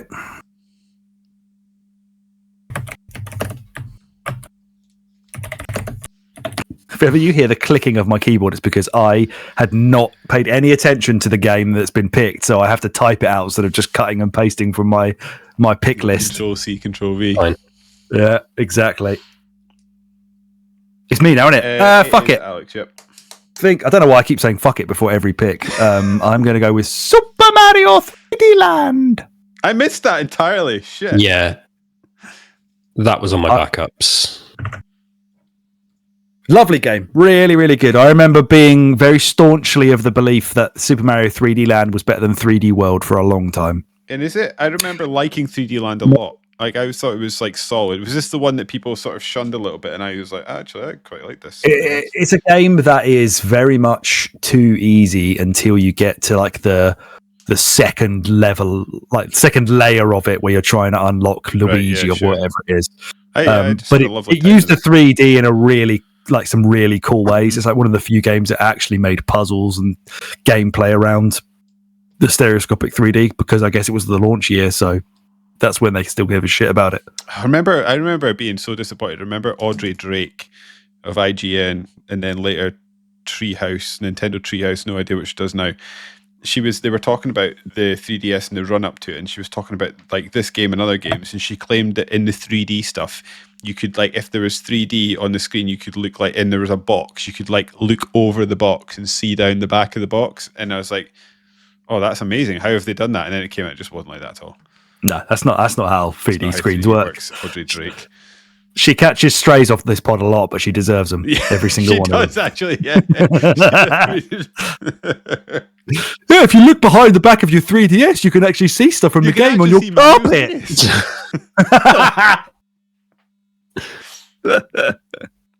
Oh, dear. Right, what round are we on now? Have we just done it? We've finished? No, Kelsey. Yeah. Round 6. Has anyone picked this? No, Dead Space 2. Oh, yeah. I entirely missed that. Shit. I have missed so much. And I think that's probably the last time Dead Space got a good score. Oh, yeah, no one's picking 3. Awful. Yeah. Nobody picking it. We're on to round 7. Who's up first, David? It's you, mate. Hey! Okay. Ooh, some good ones left here, isn't there? I'm going to pick. Left. Yeah. I'm going to pick Halo Combat Evolved Anniversary. Yeah, I was eyeing that. Oh, I missed that. Was I looking at the same list as everyone else?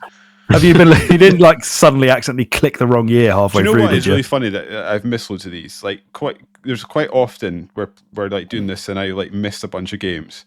And I was sitting thinking, I was like reading, I was like going through the list, writing things down as my options. And then at some point I started thinking about, I miss a lot of these games and I keep missing games. So I wonder why I keep doing that. And then like next time I looked, I'd like read down to like 2 like letters through. I was like I started thinking that on C, and then I looked down, I was on H. I was like, oh, I've just done it again. This is exactly why I did this. You keep looking while you're thinking. Well, that's where Dead Space 2 was sitting. Distracted. Yeah. By my own brain. You do have to go through it like 4 or 5 times to see everything. Yeah, I want you to know I made my picks like months ago, and like I've also done 2012 already as well. Yeah. It's funny though, in the first ever one of these drafts, the amount of times David picked a game and then I said, oh, I didn't even see that. So we've come full circle, mate. You've covered yourself. In a way, the way you've done it is maybe quite exciting, because then you can look at a list and then you go, oh, I didn't know that came out that year, because you've already forgotten that you picked it. Yeah. But then, of course, I'd have no idea of how I want to place the games in any order. I'm like, I've just got three blocks of games I did like 4 months ago. Yeah. Kelsey, what are you picking? So, hovering over the other 3s, hovering over a sports game, which I think I will pick this sports game, but I might save it. I mean, I have no sports games in my list, so you're pretty good to go with that. I think it depends on what you're defining as a sports game. I may have sports games on my list. There is a game with a 3 in it that involves a kind of sport, yes, for sure. I'm going to go for Skyward Sword. Oh, he's finally taken it away from me because I don't know. I'm cosplaying as Alex on this draft by picking all the Nintendo games. Yeah, you're stealing them all. You got 2 Zeldas. What are you doing? I reckon that one's going to get like an 87, something like that, which is fine for this. I remember you wrote a review that's for where we are. For a winner issue, and you were not a fan at the time. Have you come round? I wasn't. I have actually got the Switch version, but I haven't played it for more than a few hours, so it's not a terrible game. I think after Breath of the Wild, I felt like I was kind of more up for it again because I wanted to do some actual dungeons. Yeah, I felt more up for Zelda games after we played. What is it? Legend of Zelda. I've forgotten its actual name. Oh, Wind Waker. Yeah, Wind Waker. The Legend of Zelda. Because I had a great time with that. I absolutely loved that game. That was wonderful, isn't it? Yeah, other than the sort of newer ones, I was like, oh, I absolutely love this. I'm going to pick. So I've got a few. So again, to rehash old ground for new listeners, I write a list of games that I think might have a good score, and then I go through the list that I've written and highlight the ones that I'm like, right, definites, and I've got five highlighters left, so I think I'll probably get through this. I'm just not sure in which order to pick them. I'm going to go from one of my favourite platformers that I'm not sure would quite take my next pick. Would quite be my favourite platformer anymore. Rayman Origins. You've done it. Yeah. Yeah, I think Legends is. I prefer that. Mm-hmm. But Origins is quality. It blows my mind that the Steam version of Rayman Origins does not have controller support. It's got that. That's outrageous. Steam controller support, which just annoys me. You know, it's just quite. You know, there's like Steam can like fake controller support. It does that. Yeah. But it just feels off in the same way that Fear did when we tried to play that. Yeah. Why? It's a game's on the 360. They've literally done controller support for this game. Why is it not in the PC version? That's what winds me up as well. Like, there's so many 360 games that aren't backwards compatible on Series X, and you go look at them on the Steam and they have no controller support. You're like, well, I don't understand. I don't want to map a mouse onto my right analog stick. It's just not going to work. It's not going to work. I've got to put the sensitivities like minus 80. Round 8. Yeah, round 8, and Kelsey's up. I was going to try and tie mouse sensitivity into Kelsey's pick, but I didn't manage. Segue. 3 games to go. Yeah. Okay. 9 in total. David, there's one of yours on here you haven't picked. One of yours? Mine. Yeah, there is. Yeah, there's an absolute What are your David game on games here that you don't shut up about on a winner review? Oh, okay. Well, there's also a David game on here from later on in the alphabet that I know David actually quite likes, and I have never played. Alex, you need to play it because I think you know what it is. Yeah, I have bought it in recent years on Series X. David, what's it? Rank the Dragon Age games for me again. You can basically do it in order of release, oldest to newest. Okay, right. No, surely Inquisition's better than 2. Yeah, you're probably right. It's probably 1, 3, 2, and then the rest can just 4. go whatever. Yeah, 4. The newest one can go right at the bottom. I'm gonna pick a sports game for the lulz. Is it NCAA 12? NCAA. What's that? Basketball? No, it's the college football. College football. So what is it called? NCAA 13? No. NCAA 12? 12.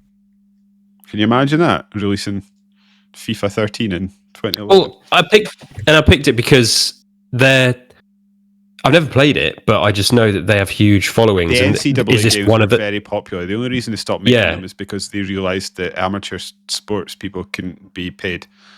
Yeah.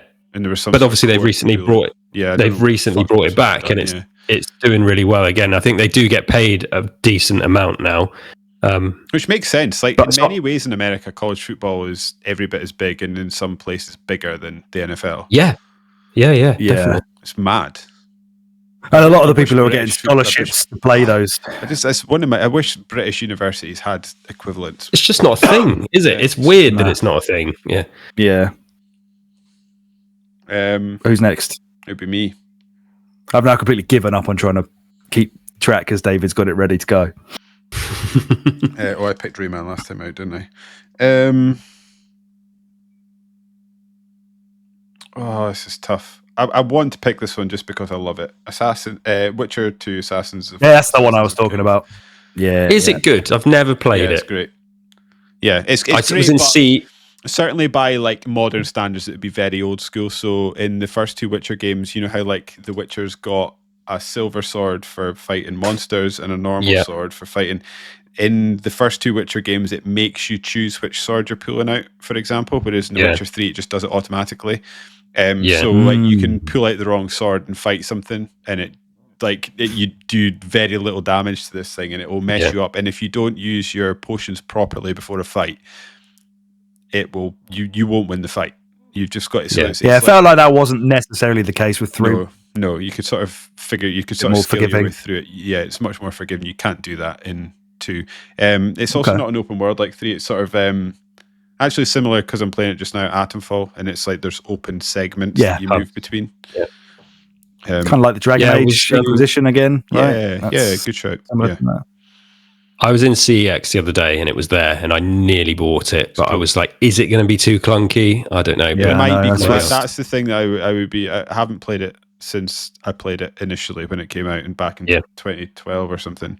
It might be old. It might feel old, but it's still a great game. Yeah. Story wise, it'll be every bit as good as anything that comes out today. I bet it would. Yeah, I wish I'd listened to you back in 2011 when you played and reviewed it for our site, because I know you were hot on it, but just didn't bother until 3. Speaking of 3, is it me? 3, yeah. You're the third man. Speaking of 3, I'm going to go for a 3. I'm going to go for Marvel vs. Capcom 3: Fate of Two Worlds. Good choice. Okay. An absolute cracker of a game. An absolutely lovely time with Alex a couple of ago playing fighting games. It was really good fun. Oh yeah, we need to do that again. Yeah, we do. Pretty soon. Do we think because they've announced that other Marvel fighting game that there's no more Marvel versus Capcom now? Because surely that should have been the way to go. But they've announced this Marvel. What is it? It's by the people who... I can't remember what it was called now. I don't know. I can't remember.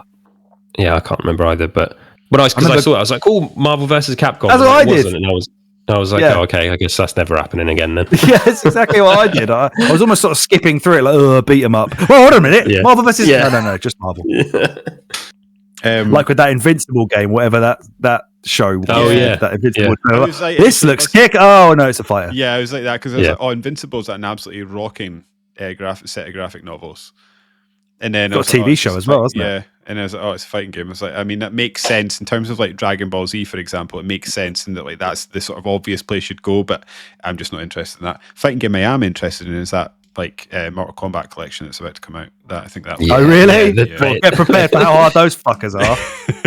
They will. Yeah, but it's just something about like want to play a Game Boy game on my TV. That was hilarious that they included. They did. They always do it. The Cowabunga collection as well, and it's the same with that playing the Turtles. It's in the Castlevania ones as well. They've got some fucking GP. It's so fucking good. Yeah. Oh shit. David, is it? Yeah. We're on round 9. Yes, David. Me, Dirt 3. There we go. It's another 3.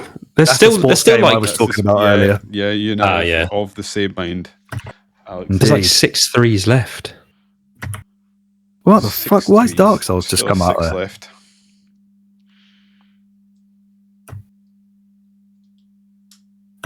Ooh. Alex, you're next when you're done typing.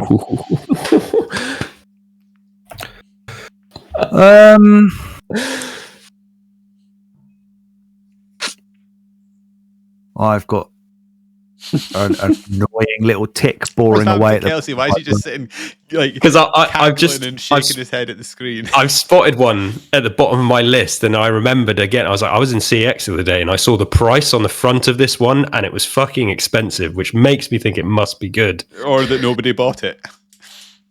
Or there is that, I suppose.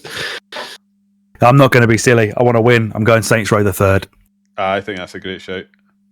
They is it 3 and 4 that really hit their straps? I think 3, yeah, because 4 is the one where you started playing as the president and you could go to space or something. Or aliens or some shit.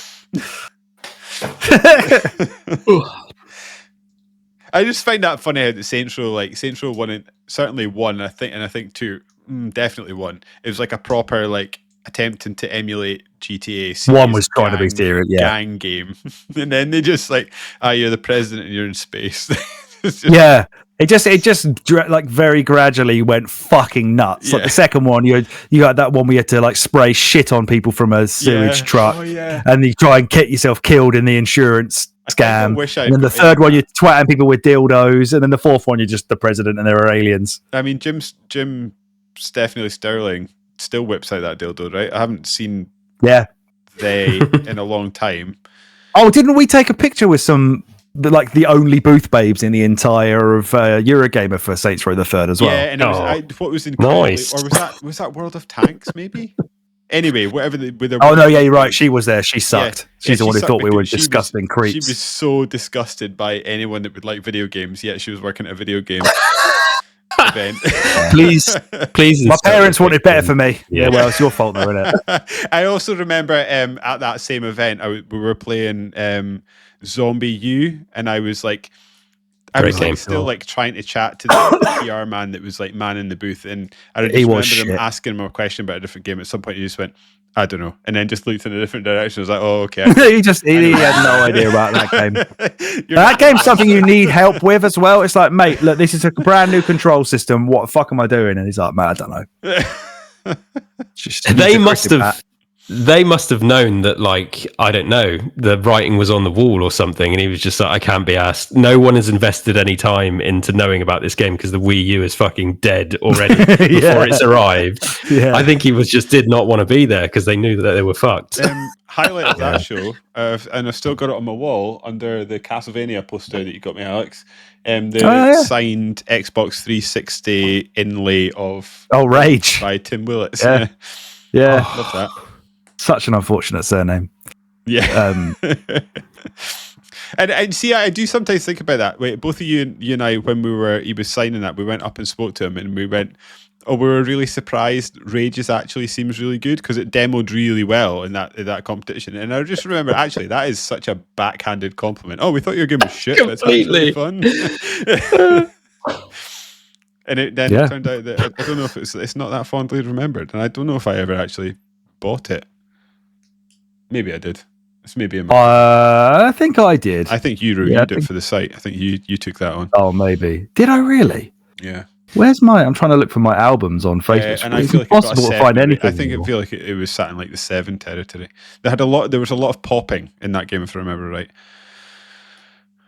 Oh, here we go. I've got pictures from the Eurogamer Expo 2011. Tim Willits will be in there, surely. Yeah, there he is. There's us with Tim Willits. From he doesn't. Is that I was going to say? Who's that guy on the left? Yeah, look, there's David with Andy Farrant from. Oh yeah. Outside Xbox. That was a bad. Oh my goodness. Full haircut. That was really bad. Going. Andy Farrant. We saw Jane Douglas there as well. The other one, see, there's me with the cat from. Bond. Oh yeah, that's right. We didn't take a photo with the booth babes from Saints Row 3 because one of the booth babes turned around and said, "Do you want a picture?" And I went, "Can I have a picture with that cat guy instead?" So yeah, I remember that now. Who's the cat guy? I don't recognise it. I don't know. It's me with some guy dressed as Mario. That's when we got to play Skyward Sword for the first time. Oh hell yeah! What a time to have been alive. The other gutting thing about that is they had a Vita booth before launch at that same event. So they did. And you didn't get to choose. You basically had to take a card and stand in line, and you got assigned a random game. And Alex got Uncharted, and that was the only game I wanted to play. And I got like some pish. I can't even remember what it was. And I was just remember like low key, some game that showed the touch screen or something. It was that one. Yeah, it was something about stupid animals, and you had to like push this little ball about the screen by using the touch screen, like tickle its nuts. And I remember I was like low key seething the whole time I was like playing this fucking game. I was like, I know Alex has played fucking Uncharted, and I'm sitting playing. He doesn't even care about any of this. It's me just like, this isn't Zelda, is it? What's going on? Oh man! Where were we? What a life! Kelsey's on the last pick of round 9. Oh shit! Okay, so much time to prepare. I've been too busy just trying to get over the picture of David with his hair. Oh yeah, that isn't even a good hair. Yeah, that was bad. Because it's like there's nothing below here. It's just like lights up here and nothing below. Like when it gets to I don't know what's going on there. I don't remember. Like, what is that? What is that? I think that's got to be early stages. Like you know you're receding, so it's going to be a bit longer, and it will just cover it all over quite nicely. Yeah, it's like me. Mine just didn't even bother going that long anymore. That was me just trying to push like into the corners of the Widow's Peak. Just like had to style my hair in like a straight line all the time. See now I've actually gone bald. It's quite funny, like looking back at different people and how they went bald. So like I went bald, like mine just like went straight up like that.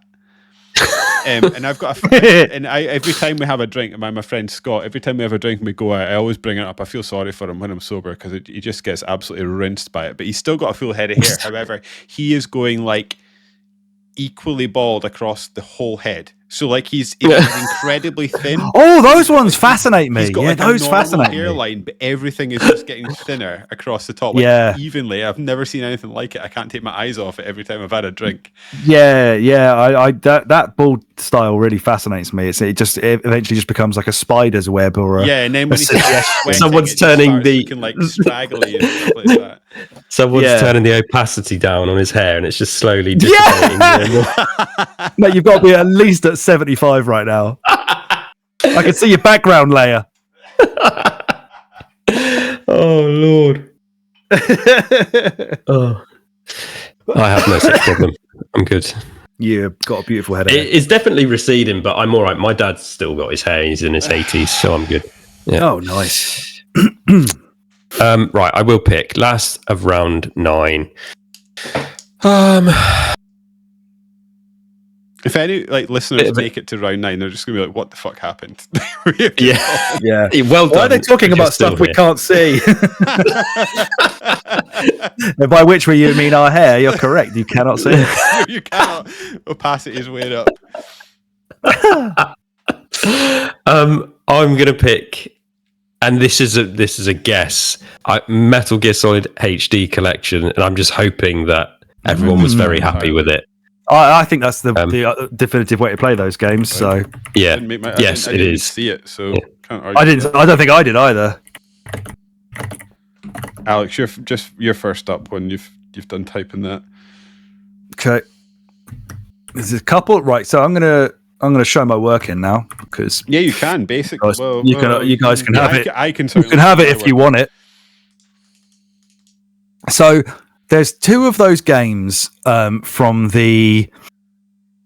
I don't even remember what they called it. It was Project something for Nintendo in America where there were these 3 JRPG or Japanese developed games that looked like they were never going to come out of Japan, and there was like a real movement to bring them to America. We got them in Europe for some reason, but they didn't get them over there. And... 2 of them came out in 2011. That's The Last Story and Pandora's Tower. Never heard. Pandora's Tower is more of an action game. Last Story, I think, is more of a traditional JRPG, and I think it is quite well thought of. It's the third of those games was Xenoblade Chronicles, so that is clearly the one that would have scored highest, which is not. It must be the year after, or it was the year before. So I think. One of those is going to have a good score, but I am a little bit too scared of them. So unfortunately, after all that spiel, I wanted to get it out there. I am just going to pick Sonic Generations because I don't want to touch one of those 2. I feel like because I want to win. I think I've got that on the DS and the 360. Both versions great.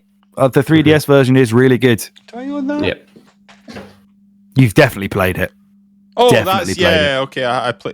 Actually, again, I think I played. In fact, Gamer. I've got the fucking one with Shadow in it. I just bought that like a few months ago. I am going to pick that up very soon. The thing that annoys me about Generations, and I don't, if it's the stage select, just gives me a headache. Awful. I really don't. Yeah, what it's like. I see what they wanted to do. Yeah, it fills in with the color, but it's just ridiculous to navigate, and it gives me. Yeah, how can I get lost to trying to start the level? What's happened here? Yeah. What is this Sonic fucking adventure all over again? The train leaving for the next level has departed already. Like, what the fuck are you talking about? Kelsey, your final pick. Final pick. Okay. Everybody's Golf 6, WWE All-Stars. Oh, my 7 was Dynasty Warriors, by the way, if anyone wants that. You went and fell down a Dynasty Warriors hole. No, fairly. Yeah, 7's all right. 7's good. I like it. 8's better. I'm either going for... I got 3 to choose from. 2 of them are 3DS games. There's so many. I have no 3DS games left. What are that? Well, I have... I don't have any. Aliens Infestation, but that's DS. There's one that I love, which I think didn't score well, and then there's one that I think is like an indie darling. I'm going to have to choose my... I've got 2 highlighted games left. I'm going to have to choose one because you don't like either of these, are you? I assume one of your games, because it's a DS game, not 3DS, is not Aliens Infestation, but that is an incredible game. Yeah, it's. I'm not going to pick it because exactly. Yeah. But it's amazing. Okay, I'm holding on for a hope because I've never played this game, but I remember seeing it on some lists. Cave Story 3D. Oh, I love that. Cave Story 3D. To me, that's a solid 8. When I played, it's a Metroidvania, isn't it? It's a good game. Kinda. Yeah. No, yeah, that's that was quite an influential game, wasn't it? For sort of roguelike stuff. I was either picking that or Resident Evil Mercenaries 3D. Oh, really? Okay. Which is amazing. It's so fun to play, but there's no way it scored well. That's the one you can't delete your save, isn't it? Yeah, you can't. Yeah, wankers. You can play the same round again and yeah, you can replay higher. it, but you just cannot delete your save off the cartridge, which I forgot when I bought it pre-owned like 2 years ago. Yeah. I'm gonna have to choose. So again, like to rehash how I do: make a list, check it twice, highlight the definite picks, and then I star the maybes. None of my maybes are going to make the list. So my maybes were San Francisco. In fact, my maybe there's a maybe here that I've crossed out, which means someone's picked it. What the fuck is that? Begins with a B. What is that? Bastion. Bastion, yeah. Async Corp, Assassin's Creed Revelations, and Anno 2070, which I think is probably quite a good game. What? It's like a Anno, ANNO 2070. It's a PC game. Never heard of that. Yeah, oh, okay. I thought it was a fairly safe pick. But I've still got 2 highlighted games, so they're not making it. My 2 highlighted games are The Binding of Isaac and Battlefield 3. Catherine. Did Catherine come out in 2011? Yeah, that was a cool game. I loved that. That was during your those letters where you stopped paying attention because it begins with C. Yeah, must have been, yeah. You didn't get that one. Yeah, I like that game. I actually I keep meaning to. You've done further into that game than I have to get to that re-release. I quite enjoyed that game. I find that game very, very difficult. It's one of the hardest games I've ever played. So hard, can't do it. Just pick Driver San Francisco. Go on. Driver San Francisco's on my list, but it's not going to make it. Neither is Killzone 3 or Infamous 2 or Resistance 3 or Trackmania 2 or WWE All-Stars. No, WWE All-Stars. Dreamcast Collection? See, I feel like Battlefield 3 is a safe pick. Dreamcast Collection didn't make my list. Shadows of the Damned. Shadows of the Damned. Bulletstorm. The Binding of Isaac. Oh, Bulletstorm rules. The Binding of Isaac. Like, the thing that's scary is because this is the last pick. If I'm like trying to win a game here, The Binding of Isaac might tip it because I think that is a game that is still popular today. Yeah, you could be right there. When it came out, whereas Battlefield 3 is going to give me a solid score. Yeah, you're right. I'm going for Battlefield 3.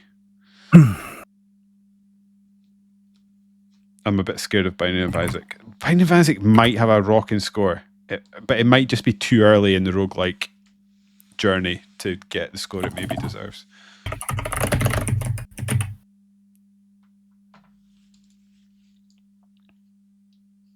$84. It would have been. Binding of Isaac. Yeah. Okay. I think Battlefield might beat that. But we'll find out. Here we will. This is where it gets scary. Right, let's go. This is the bit where we go through all the stuff we didn't have the balls to pick. Yeah. So I've got that last story with the first one I said that got an 80. Yeah, okay. I think you can be okay. Pandora's Tower got a 73, so I'm glad I ignored that as well. That. I knew last story would have been the better of the two, but go and look up 80 Anno 2070 just to ANNO, yeah? ANNO, and then the numbers 20. 83. Okay, decent. Yeah. Let's have a look. Dead Rising 2 off the record.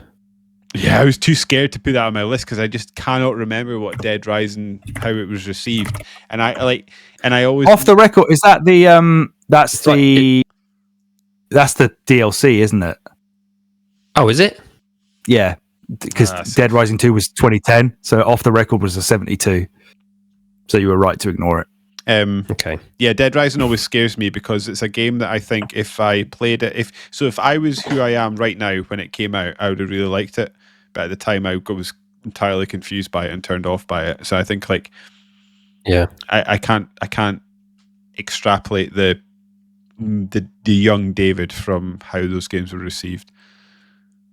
Killzone 3. Did anyone pick that? No, it was on my list. No. How did that? I think that would be like an 83 in my head. Killzone 3, yeah? Yeah, that was one. Driver San Francisco got an 80, by the way. Okay. Killzone 3 got an 84. Okay. That's a good score. How about Infamous That is a good 2? score. Because that was a good game. I actually thought someone would have picked that. 83. And then Crisis 2. I'm sure that was fairly well received, but I just like an 80. had never played it. 84. Okay. Okay, there's a couple there now that I might regret not picking. Golf 6. I feel like everybody. Metal Gear Solid's going to be 77 or some shit. Everybody's Golf 6. Yeah. Did it have a subtitle? Probably, but I didn't write it down. So if you can't find it, don't worry. Yeah, not easily. Do you know that after you've looked up the one Kelsey just what did you look up? The one that I was sort of intrigued by was Resistance 3 because I was considering. I was like, that's not actually that great a game. However, it might get a PlayStation bump because PlayStation 3 at the time was desperate for like a Halo killer. Ollie Moss bump. Yeah. 83 again. We've skirted around all these 80 rated games. So either boding well or badly. Oh my god, Dynasty Warriors 7 got a 57. Fucking glad I didn't touch that. That game's good. What are they on about? That would have ruined your entire game.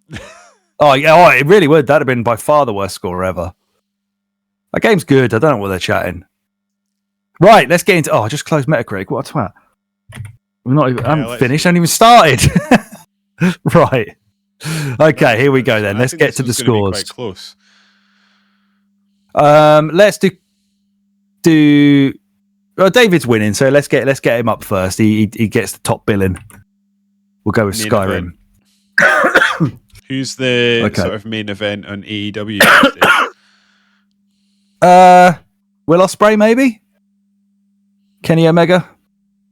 Very confused. Was it Kenny Omega that was in that? In the trailer, yeah. Yeah, he was. Dressing up as all the girls from Street Fighter.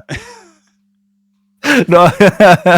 Because generally, led that by talking about how it was a beloved franchise, and then Kenny Omega popped out, and I was like, "Is AEW forever that beloved?" Yeah, I was so confused by that. Yeah, that game sucks dick. What's he talking about? 96. Well done, mate. 96. So it's okay. Good start. I'll take that. Yeah, very good start. Doesn't get. I'll do me last. There's the odd 97 that people have popped up with, I think. Oh, Jesus Christ. I got the first Ocarina of Time for a minute. I thought you got a 99. Legend of Zelda Ocarina of Time 3D gets a 94. So we're still all in. I am kind of surprised at the 96 for Skyrim. I thought it would have been dented a bit more. I think it did. I feel, again, this is like after the Lord Mayor's show, but I feel like it took people a while to realise that there were major problems with that game. Do you want me to go back and just check the PlayStation score? Because it was things like if you've got 92. It was things like if you've got like 100 turnips put them in a box, don't just leave them on the floor, was the sort of way around that. And like, who does just take 100 turnips and dumps them on the floor in one room and walks off? It's going to be quite rare. So like, I feel like maybe it took a while for these memory leak issues to surface. Yeah. Right. Portal 2. 95. Okay. It's strong. Very close. It's round 1. Big feelings of we've picked the 3 best ones already. But we shall find out as we go on to round 2 and Uncharted 3 Drake's Deception for David. That's going to be high. That is a 92. Yeah. That's not to be sniffed at. You can't kick anything in the 90s out of bed. Oh no. And Kelsey won't need to because Gears of War 3 has a 91. So that it went down. Yeah. Exactly. This time it went down by 2. It was 2. I think that was a great game. 94, 93, 91. Yeah, Gears of War 3 is a great game. 2 for me is the GOAT of the Gears of War. But 3 was like excellent. So good. It is excellent. It's a great round off. Batman Arkham City's highest score is on the PS3 of all consoles, with a 96. Oh! Hey! Where did I'm glad I got in there with that. Which means after 2 rounds, I have 191, David has 188, Kelsey has 185. I got to stay strong now. Yeah. That's potentially a good lead you've got there. 3 points early doors. If you can hold on with your later picks. Well, you've just got a 91 for Little Big Planet 2. Take it. I'll take it. You should indeed. Mario Kart 7. I feel like that's an 88. Come on. It's an 85. Oh.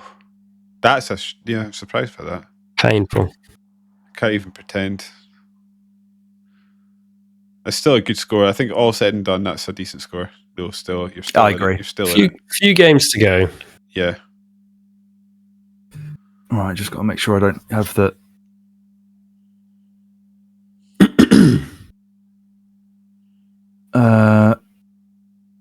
Dark Souls. Well, scores the same on both PlayStation and Xbox. It is at 89, exactly the same as score. Demon's Souls. Which means... Keep going, lads. I am listening. I'm just going to nip off for a pee. Right. David has returned. He's returned for Call of Duty Modern Warfare 3 and 88.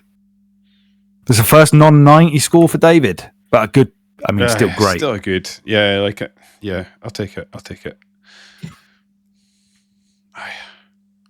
I need right, Kelsey. Human Revolution is a game I've got installed on my Steam Deck because I want to go back to it at some point. It's a game that I'm after Alex and I playing doing a few immersive sims for the podcast. I'm like, this is like one of the ones I need to get into, and it also popped up in Jason Schreier books. I think I was listening to recently, so I was like, I need to.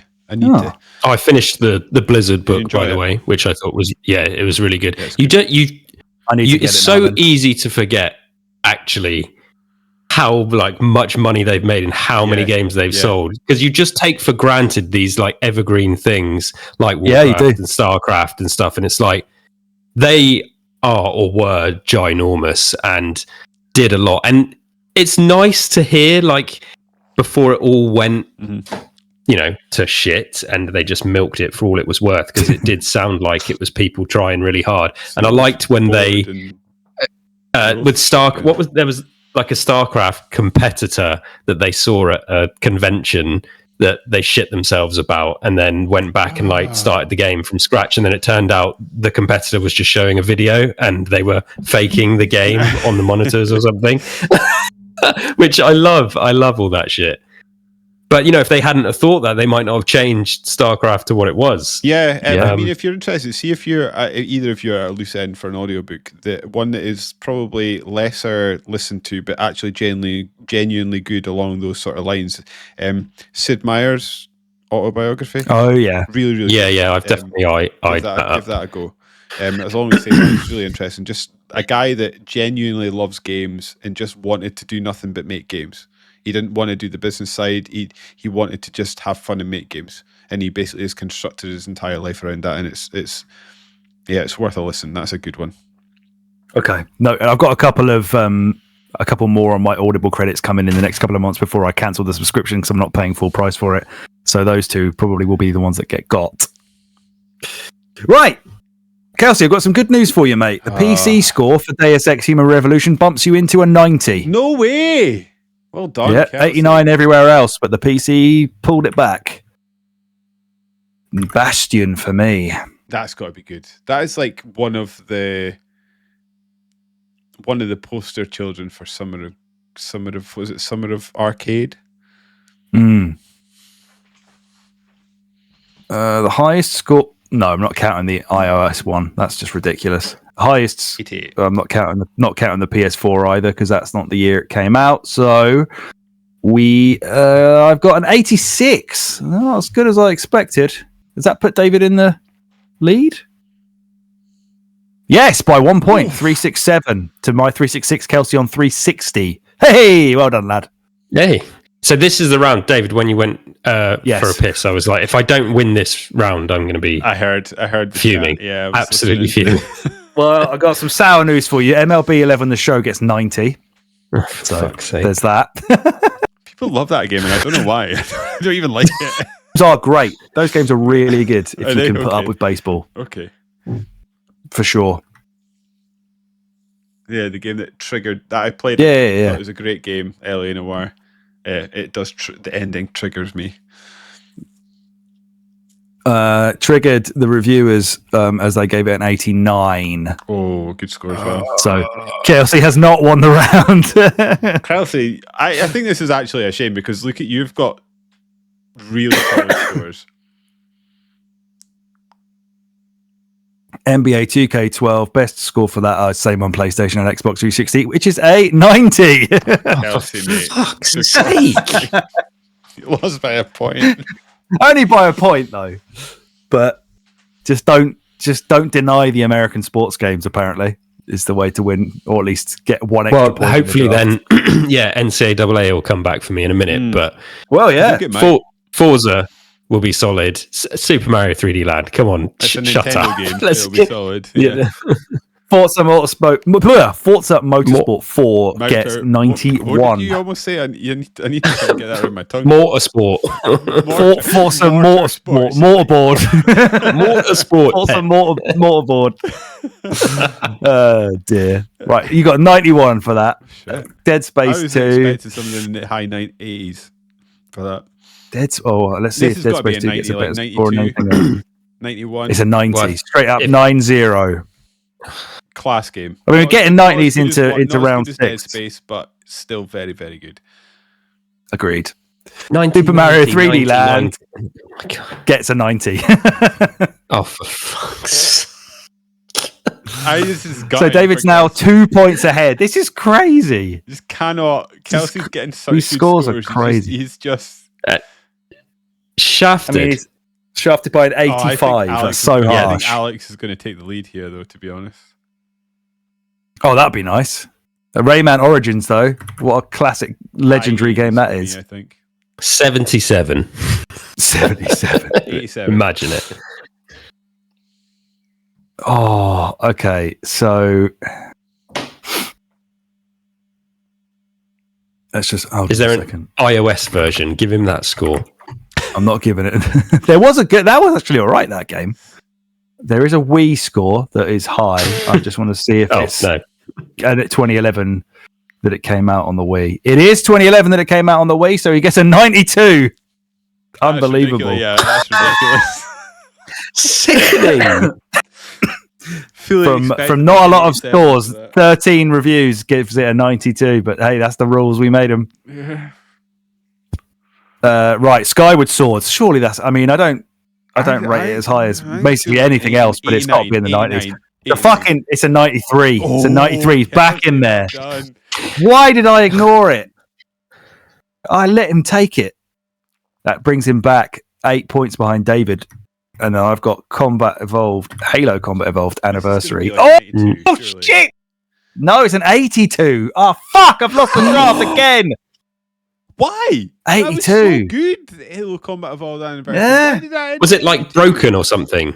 Was it glitched? I don't think so. Maybe Buggy? fucked. The multiplayer was fucked. Wasn't Oh, it? was it? Yeah. Well, maybe people just played the library and were like, "Fuck this game." 82. They ended up having to give ODST away for free because the multiplayer was so broken. Oh wow, really? Shit. Yeah. Don't worry, I've still got three. You've still got time to bring it back. I I'm just all right. completely forgot about that. That's kind of what I'm reeling from. But yeah, I have All dropped into about last that place because now. of how good a package that is now.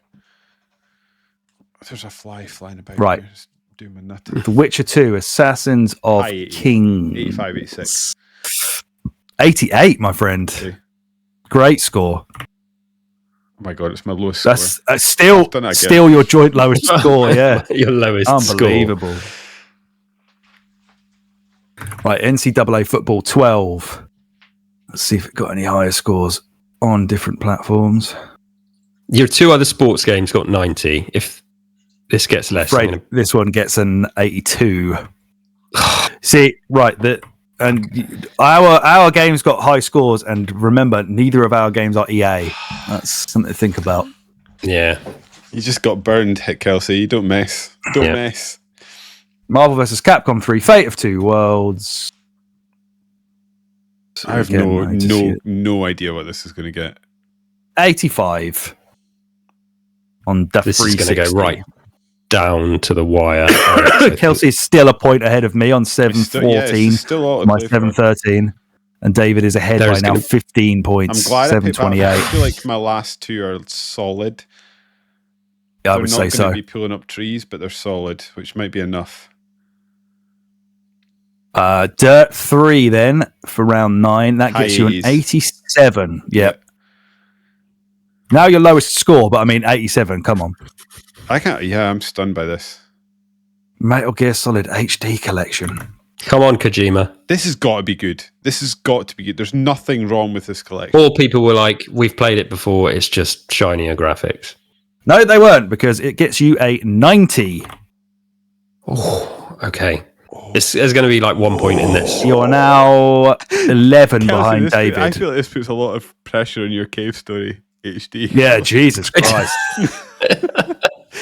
My sphincter is suddenly going 5p, 10p. For last. I think I'm just dropping right out now. 84 for Saints Row the Third puts me on 797. I see when you pulled Saints Row the Third, I was annoyed that I had missed that because I thought that was like peak Saints Row. I thought that was a why did I ignore Metal Gear Solid HD collection? That is madness.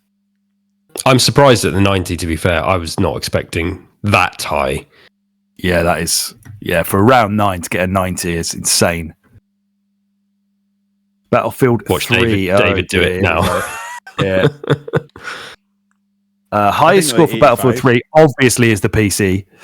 89. Fucking hell, David. I think that's the win there, mate. Yeah. As per usual. Can't believe business it. Business as usual. It. Right. Cave Story. So, what was it? 3D? yeah. Cave Story 3D. It's on the DS. Right, okay. That gets you an 82. So what do you need to get? Which means you're on 886 and I'm on 797. I can't do the maths. You need an 89. So he's got 886. I need an 89 for Sonic Generations. Nah, I'm not getting an 89 for that. Surely not. Oh my god. Alex, fuck me. 77. Unbelievable. Oh. I should have picked the last story or whatever the fuck it was. I mean, that is a stupid score. They should. That's. Even I'm sad that you lost with that. I can't believe it. For you with that one. I'm worse. I feel worse about Halo. That's the one I feel the worst about. I got suckered in by that. I am. When I could have had Skyward Sword at any point before that, it was in my top tier and I didn't pick it. Yeah, that's the bummer. Is like, so you got your 82 for that, and if you look at the picks that Kelsey and I have made after that, there's a 90, an 88, an 89, an 82. Yeah, it's just Rayman Origins. I don't know what happened. I had these all so high up, and I didn't pick them. Although, to be fair, I guess I couldn't have done my one memory at that point. Well, I've got plenty of memories of Rayman Origins, but I remember we actually podcasted about that, probably sitting on the floor of your flat. And I remember me proclaiming it was the best 2D platformer since Mario World. I mean, this was an era where 2D Mario was just in the shits. Yeah, like totally awful and zero creativity about it when this came out, and everything just was vibrant and loud and musical and fun and funny. It was just, it's what Mario should have been doing. And then the sequel was even more so, but I guess we'll find that out also, in a future draft. Boded itself well because it's one of the few games that does swimming well. I hate swimming in video games, and it's it does. It's quite it's lovely in that, isn't it? Solid That's score. How does 904, 874, and 886 compare to previous outings? Like I feel like an 886 is a great score. That's a potential winning score. I beat the last draft. I only got 882. So I've improved and still not won. I've improved twice in a row. Then I had 875. Then 879. The winner tends. I mean, that 875, that was a low scoring draft. Yeah, I'm looking through. Oh, yeah. The winner tends to get 900 and above. Apart from, 2005, the winner was 887. Well, we had a long period where we didn't get a 900 score Kelsey, until we went from. We went from 2004 to 2010 in the last pick. Yeah, with my 94 Civ. You're a bugger, actually, looking through these scores. You're actually a bugger for whipping out a 90 in the final round. Monster Hunter 2 in the 2006, you got a 92. Oh, yeah. Oh, yeah. God I keep pissing out 70s in the last round. You do. By the look of things. Yeah. Or very low 80s. I've had Ghost Trick got an 83, Mad World 81, Tales of Vesperia 79. I've had a Mega Man ZX 76. Nobody's beaten mine. Yeah, I got like 13, 74 for the worst score though. Do I know? Like one of mine was terrible. I need to re-rank all the games, but you did have a 70. Hold on, 74. So far the lowest 70 Mario Party 4. Yeah, it's Mario Party 4 that did me. It's an absolute. Devil May Cry 2. Who picked that? Me. That was Kelsey, wasn't it? Yeah, that's the lowest. That's a 68. Fucking hell. Currently in the brown tier of our ranking of all the games. Kelsey, don't worry, I'm with you with my Mario Party 4. The rogues gallery of this draft so far, we've had on 79 Hexic and Tales of Vesperia, on 78 Ridge Racer 7. We've had Final Fantasy 3, which I think must be a DS game, with a 77. Then on 76, we've had Harvest Moon, Save the Homeland, SmackDown, Just Bring It, Wii Sports. That's outrageous. Yeah, it was in the first draft.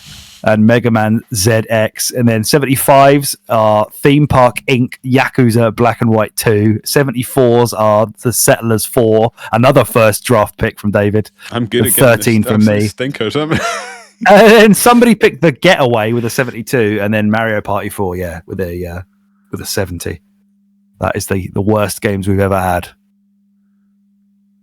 That was a good fun. I enjoyed that, lads. Thank you. I suppose it was fun, yeah. David wins again. Clawing it back. You're like John Cena of the fucking draft. You're like Cena wins, lol. That meme's come back. Yeah. 904, mate. Well, a great score again. 2 900 scores in a row for you.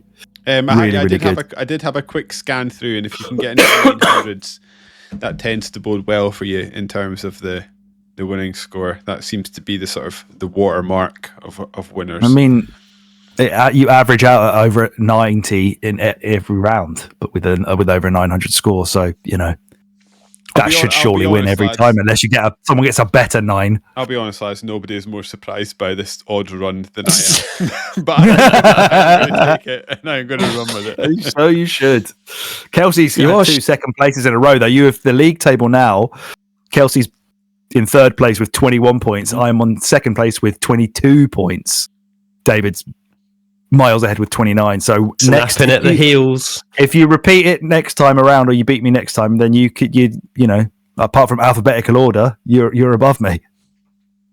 So this isn't the halfway point yet, is it? Halfway point is 2023. It will be probably.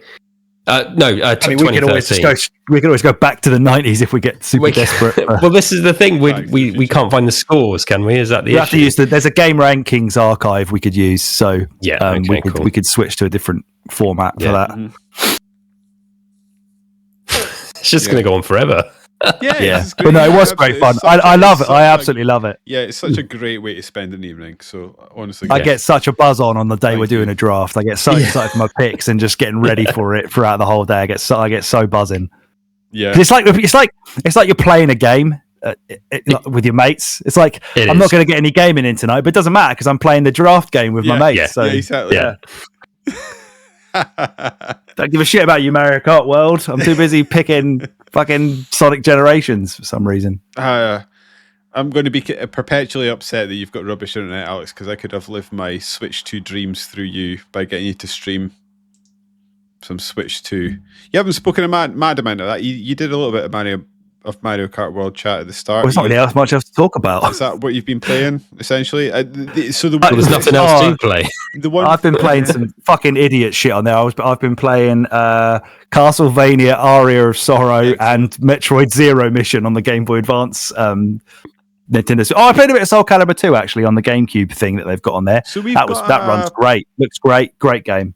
About to do this in our conclusion, so I'll repeat myself in a second, but we've got a SNES Mega Drive Roulette. Are you able to just continue pick that up on the Switch 2? Is that all cross compat? That is, I feel like that's a nice thing to see and unexpected by Nintendo that they would do that. And re-drip feed over years. I don't know if my the sort of save states have carried across. It does the thing now like an iPhone does, where you put your Switch next to the Switch 2 and it like transfers everything. Excellent. And then downloads for like 2 days straight all the games that you had installed on the old one. For me, that is both one of the best things and the worst things about modern console gaming. Like the worst thing, because like when you get a new console, it's quite easy to be like, oh, it's just the same as I had before. But also, exactly. The best because you're not like, oh, I have to start everything over again. Exactly. I feel like those days are gone now that these are all just PCs. And basically, when you boil them down with different OSs. Sorry, Kelsey, I am say something. Oh, I thought you were trying to say something. No. No, he's not responding. I'm yet to try. Oh, sorry, was you talking to me? Yeah, I thought you were trying to say something about 20 seconds. No, I was just agreeing. So I was shutting up so you could get in. I've yet to try. I have installed, but I haven't yet tried any of the Zelda upgrades or the Mario upgrades. And I did try a bit of the Mario upgrade. It was nice to see. Nice to haves, right? Definitely, yeah. I'll probably give Tears of the Kingdom a go at being completed now that it will run okay. It was nice to see that Bayonetta 3 apparently now runs really smooth 60, although I believe it's dropping to 800p to compensate for some reason. But that had a lot of performance issues on the Switch 1, and of course it's exclusive to that. So I own it, but I've not put it in because I wanted to wait until it was going to be backwards compatible on the next one. But as far as the unit goes, it does feel quite premium. Like it's massive. The screen's really nice. The stand's really nice. Yeah, this feels like a proper big boys thing. It's really big compared to it's a big boys toy. So I'm pretty pleased with it. Good. Certainly in light of the fact that fucking Xbox one's going to be twice the price. Yeah. 800 quid. Outright. I mean, who the fuck's paying that? Me, probably.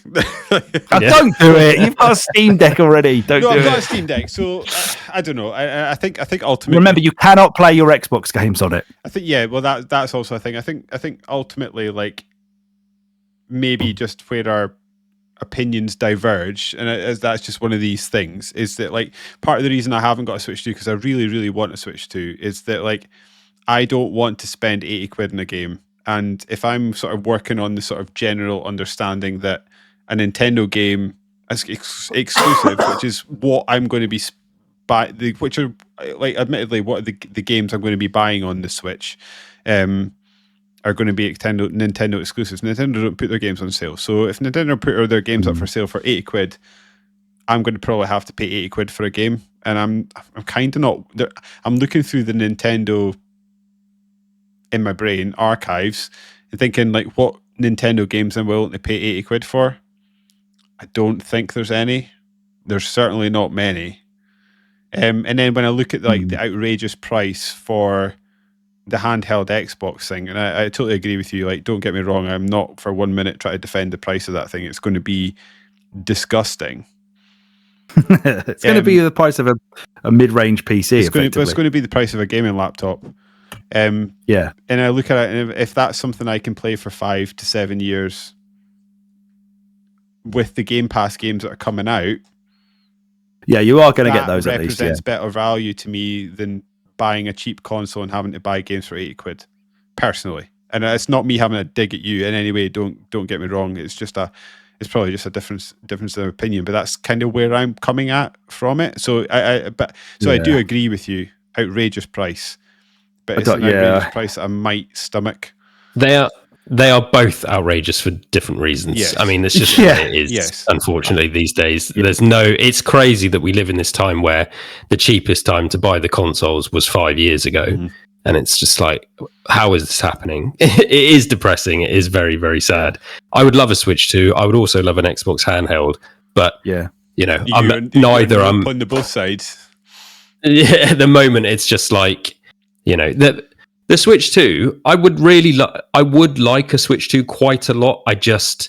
There is flat, even the price, as much as I hate it, I still will fork out for it, but I just don't think there's enough. I think buying it now is just future-proofing yourself and setting yourself up.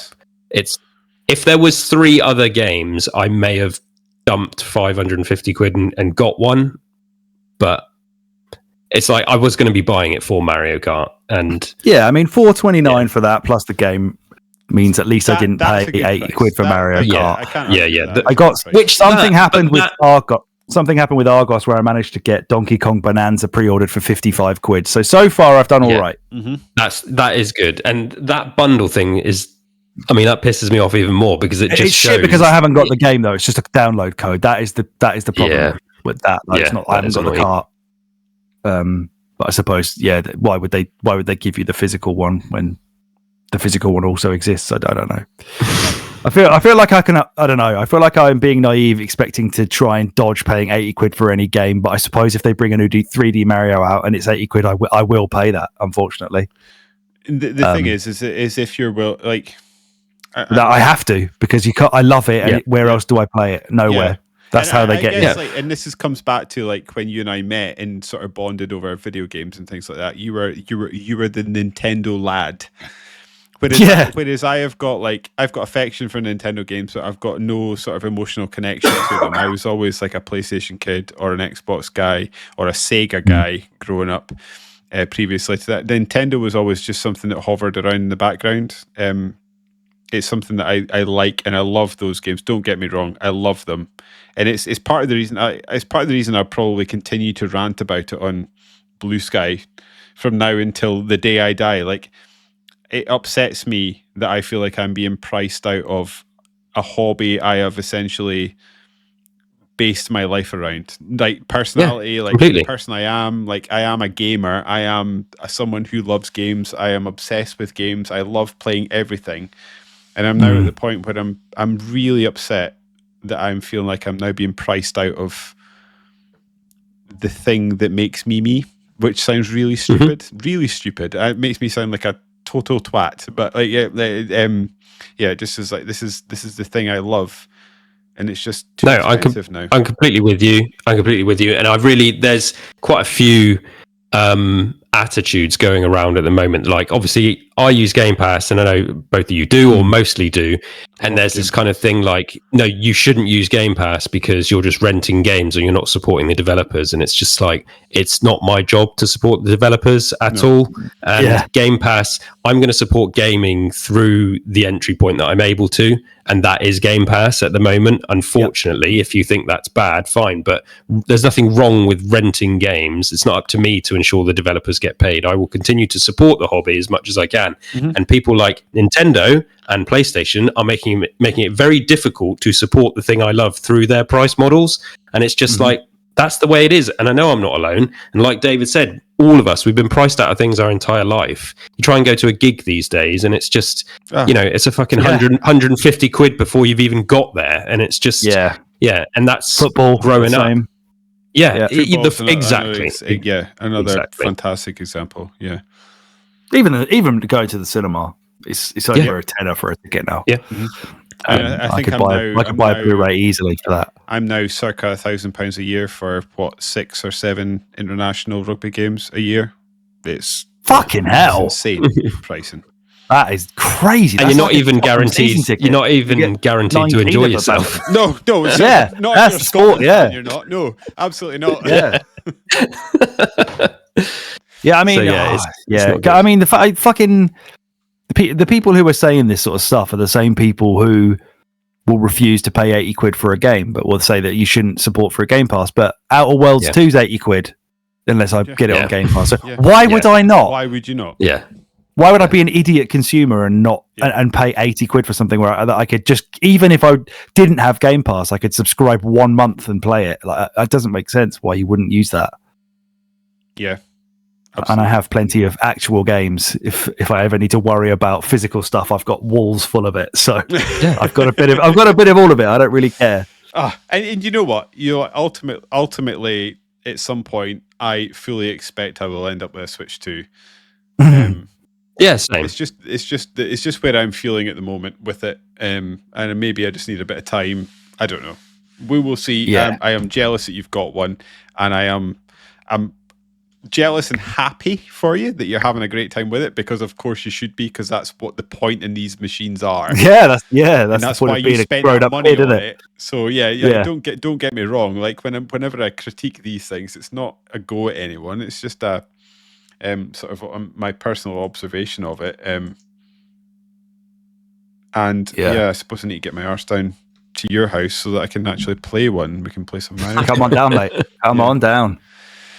Well, we draw this to a conclusion, this podcast. It's time we should. It's bedtime, isn't it? Wrap this up. Go to bed. This is actually quite good for us. It's not even 10 o'clock and we're done. Yeah, I still can't get over that first draft. The whole podcast was less than an hour long, and here we are, 2.5 hours in. Maybe you just said, you just like Kelsey said, we did another podcast, and maybe you edited the life out of it. You probably maybe I just ruthlessly cut through it. Yeah.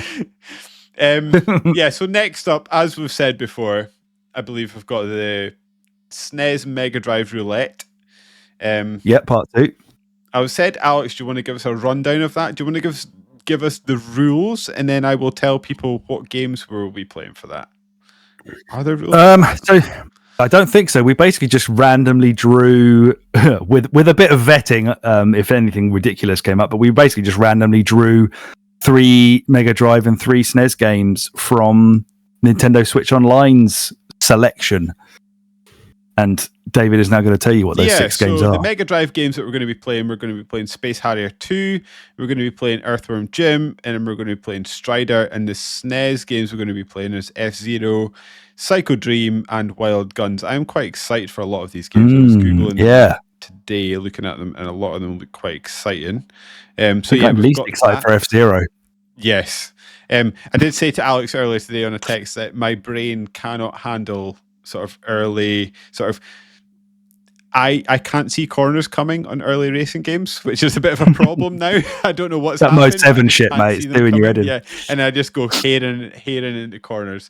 Anyway, on that note, I suppose we've reached the end of another episode. If you liked what you heard, and even if you didn't, why not give our numbers a bump by subscribing to us on your podcast feed of choice? Or if you prefer to consume your podcast on a visual format, you can head on over to YouTube and search for a Winner's You podcast, where you can subscribe to our YouTube channel. If the podcast is not enough for you, the best place to get us these days is over on Blue Sky at Thrillix for Alex, at Super Smiley for me, and at Winner is You Pod for us. KDB, what social media are you using these days? I use Blue Sky as well. I post all the content stuff on Twitter still, but Same. Blue Sky is my casual coffee in the morning browsing. Yeah. How do we get you on there? Nonsense. And I am B_. No, I don't even know. It's KDB -init. Okay. Well, that's how you I've seen people change the whole thing. Is that? I don't know how you do that. I actually kind of briefly looked into that. So you can change. So basically, like when you break it down, your blue sky is like Thrillix.bluesky, blah blah blah, and you can change it if you social or whatever. If you buy a domain name, you can change it to like Thrillix.winnerisU. So I was looking. I was sort of looking into how to doing that because I think that would be quite fun. But anyway, that is that is an aside for another day. If you're one of the youngins, we've also got TikTok. You can head over there and search for WinnersU Pod if you so wish. Since you are the guest here today, any housekeeping, Kelsey? What have you got on the go? I assume you've got lots of Resident Evil chat. You've got some Gears of War chat. What have you got happening? Tell them about your famous thing. Yeah. Come and listen to First Aid Spray. The main show just did a breakdown of Resident Evil Requiem, which looks fucking awesome. But you don't need to listen to that because I made a video about my thoughts, which absolutely blew up on our YouTube channel. So come and listen to what I think about Resident Evil Requiem. Spoilers, it looks incredible. Do go and watch that. And then obviously Gears of War, Gears Intel, which you are both a part of as well. Gears of War Reloaded is coming out. There's a beta this weekend. I've done a new video talking about all that stuff, and that's Gears_Intel on Twitter, and just type Gears Intel in YouTube to come and find our podcast episodes. And we will do something soon. We've kind of been on standby, just waiting. E-Day was such a bummer, wasn't it? I was so upset that they didn't show anything for E-Day. I was fully expecting some sort of Gears of War chat from the. They've just completely, they're going all out on the Reloaded thing, marketing beats at the moment and just making E-Day wait. So, yeah. But when there is big news, we will do another proper episode soon, but I'm ticking. We've got a lot of Gear stuff to get through. So we have, but there's no rush. It's fine. We need to I've been ticking. Start some Gears playthroughs. I think it'd be fun. Yeah, we need to start doing. I think we're on it. And I have to be frank, and some people know and some people don't. The past year for me has just been, honestly juggling a lot, but still trying to pump out the content. And then I look at my calendar sometimes and I'm like, doing podcasts is just I don't know when I'm going to do this stuff. I've got family things, I've got work events, I've got this and the other. I'd quite like a day off to play some video games sometimes as well. So you don't do that. So we will do. I'm consistently in admiration of the amount of content both you and Alex pump out on a weekly basis. Given that you've got families, you've got lives around it, I think it's amazing. So. David, did you not hear me before we started recording where I said I nearly fell asleep while I was driving? So maybe don't be in awe of me that much. You still made it to this podcast. I did. Look at the state of me. I need a haircut and everything. People say, if you're on a flight, if you land and you can walk off the flight alive, then that's a win. So you got out your car alive. You made it to the podcast. You're still here. Alex, what have you got going on? Tell us about some Video Game Hall of Fame. Sick poll, or whatever probably. Else you've got going on, of course. Yes, so Video Game Hall of Fame, that should be out by the time this is out. Maybe the poll will still be there. That one was Cult. What did we call it in the end? Cult Classics or something? I think it was supposed to be Cult Hits, but then somebody talked about how can it be a cult game and a hit at the same time? The whole point is enslaved. Odyssey. Yeah, but if I'd played it, maybe that would have got a look in. I spoiler alerts. Although you can just go to the pod. I picked Vanquish for that one. I'm not going to win. So that is out, and of course you can still back the Kickstarter for issue 9 of Sega Mania. We have hit. What are we currently at? £2,790 of our £2,500 goal. So we are funded. That will be done. I actually genuinely can't believe that thousands of pounds have been spent on something I haven't even done yet. Yeah, it's so good. With, of course, a very talented group of other writers as well and designers. So 24 days are left on that. You can still back it. Just go to Kickstarter.com and search for Sega Mania issue 9. It's going to be a lot of Sega Saturn stuff. So if you like that, read it. It's going to be really good. Read it and weep. Yeah, read it. Read it and weep.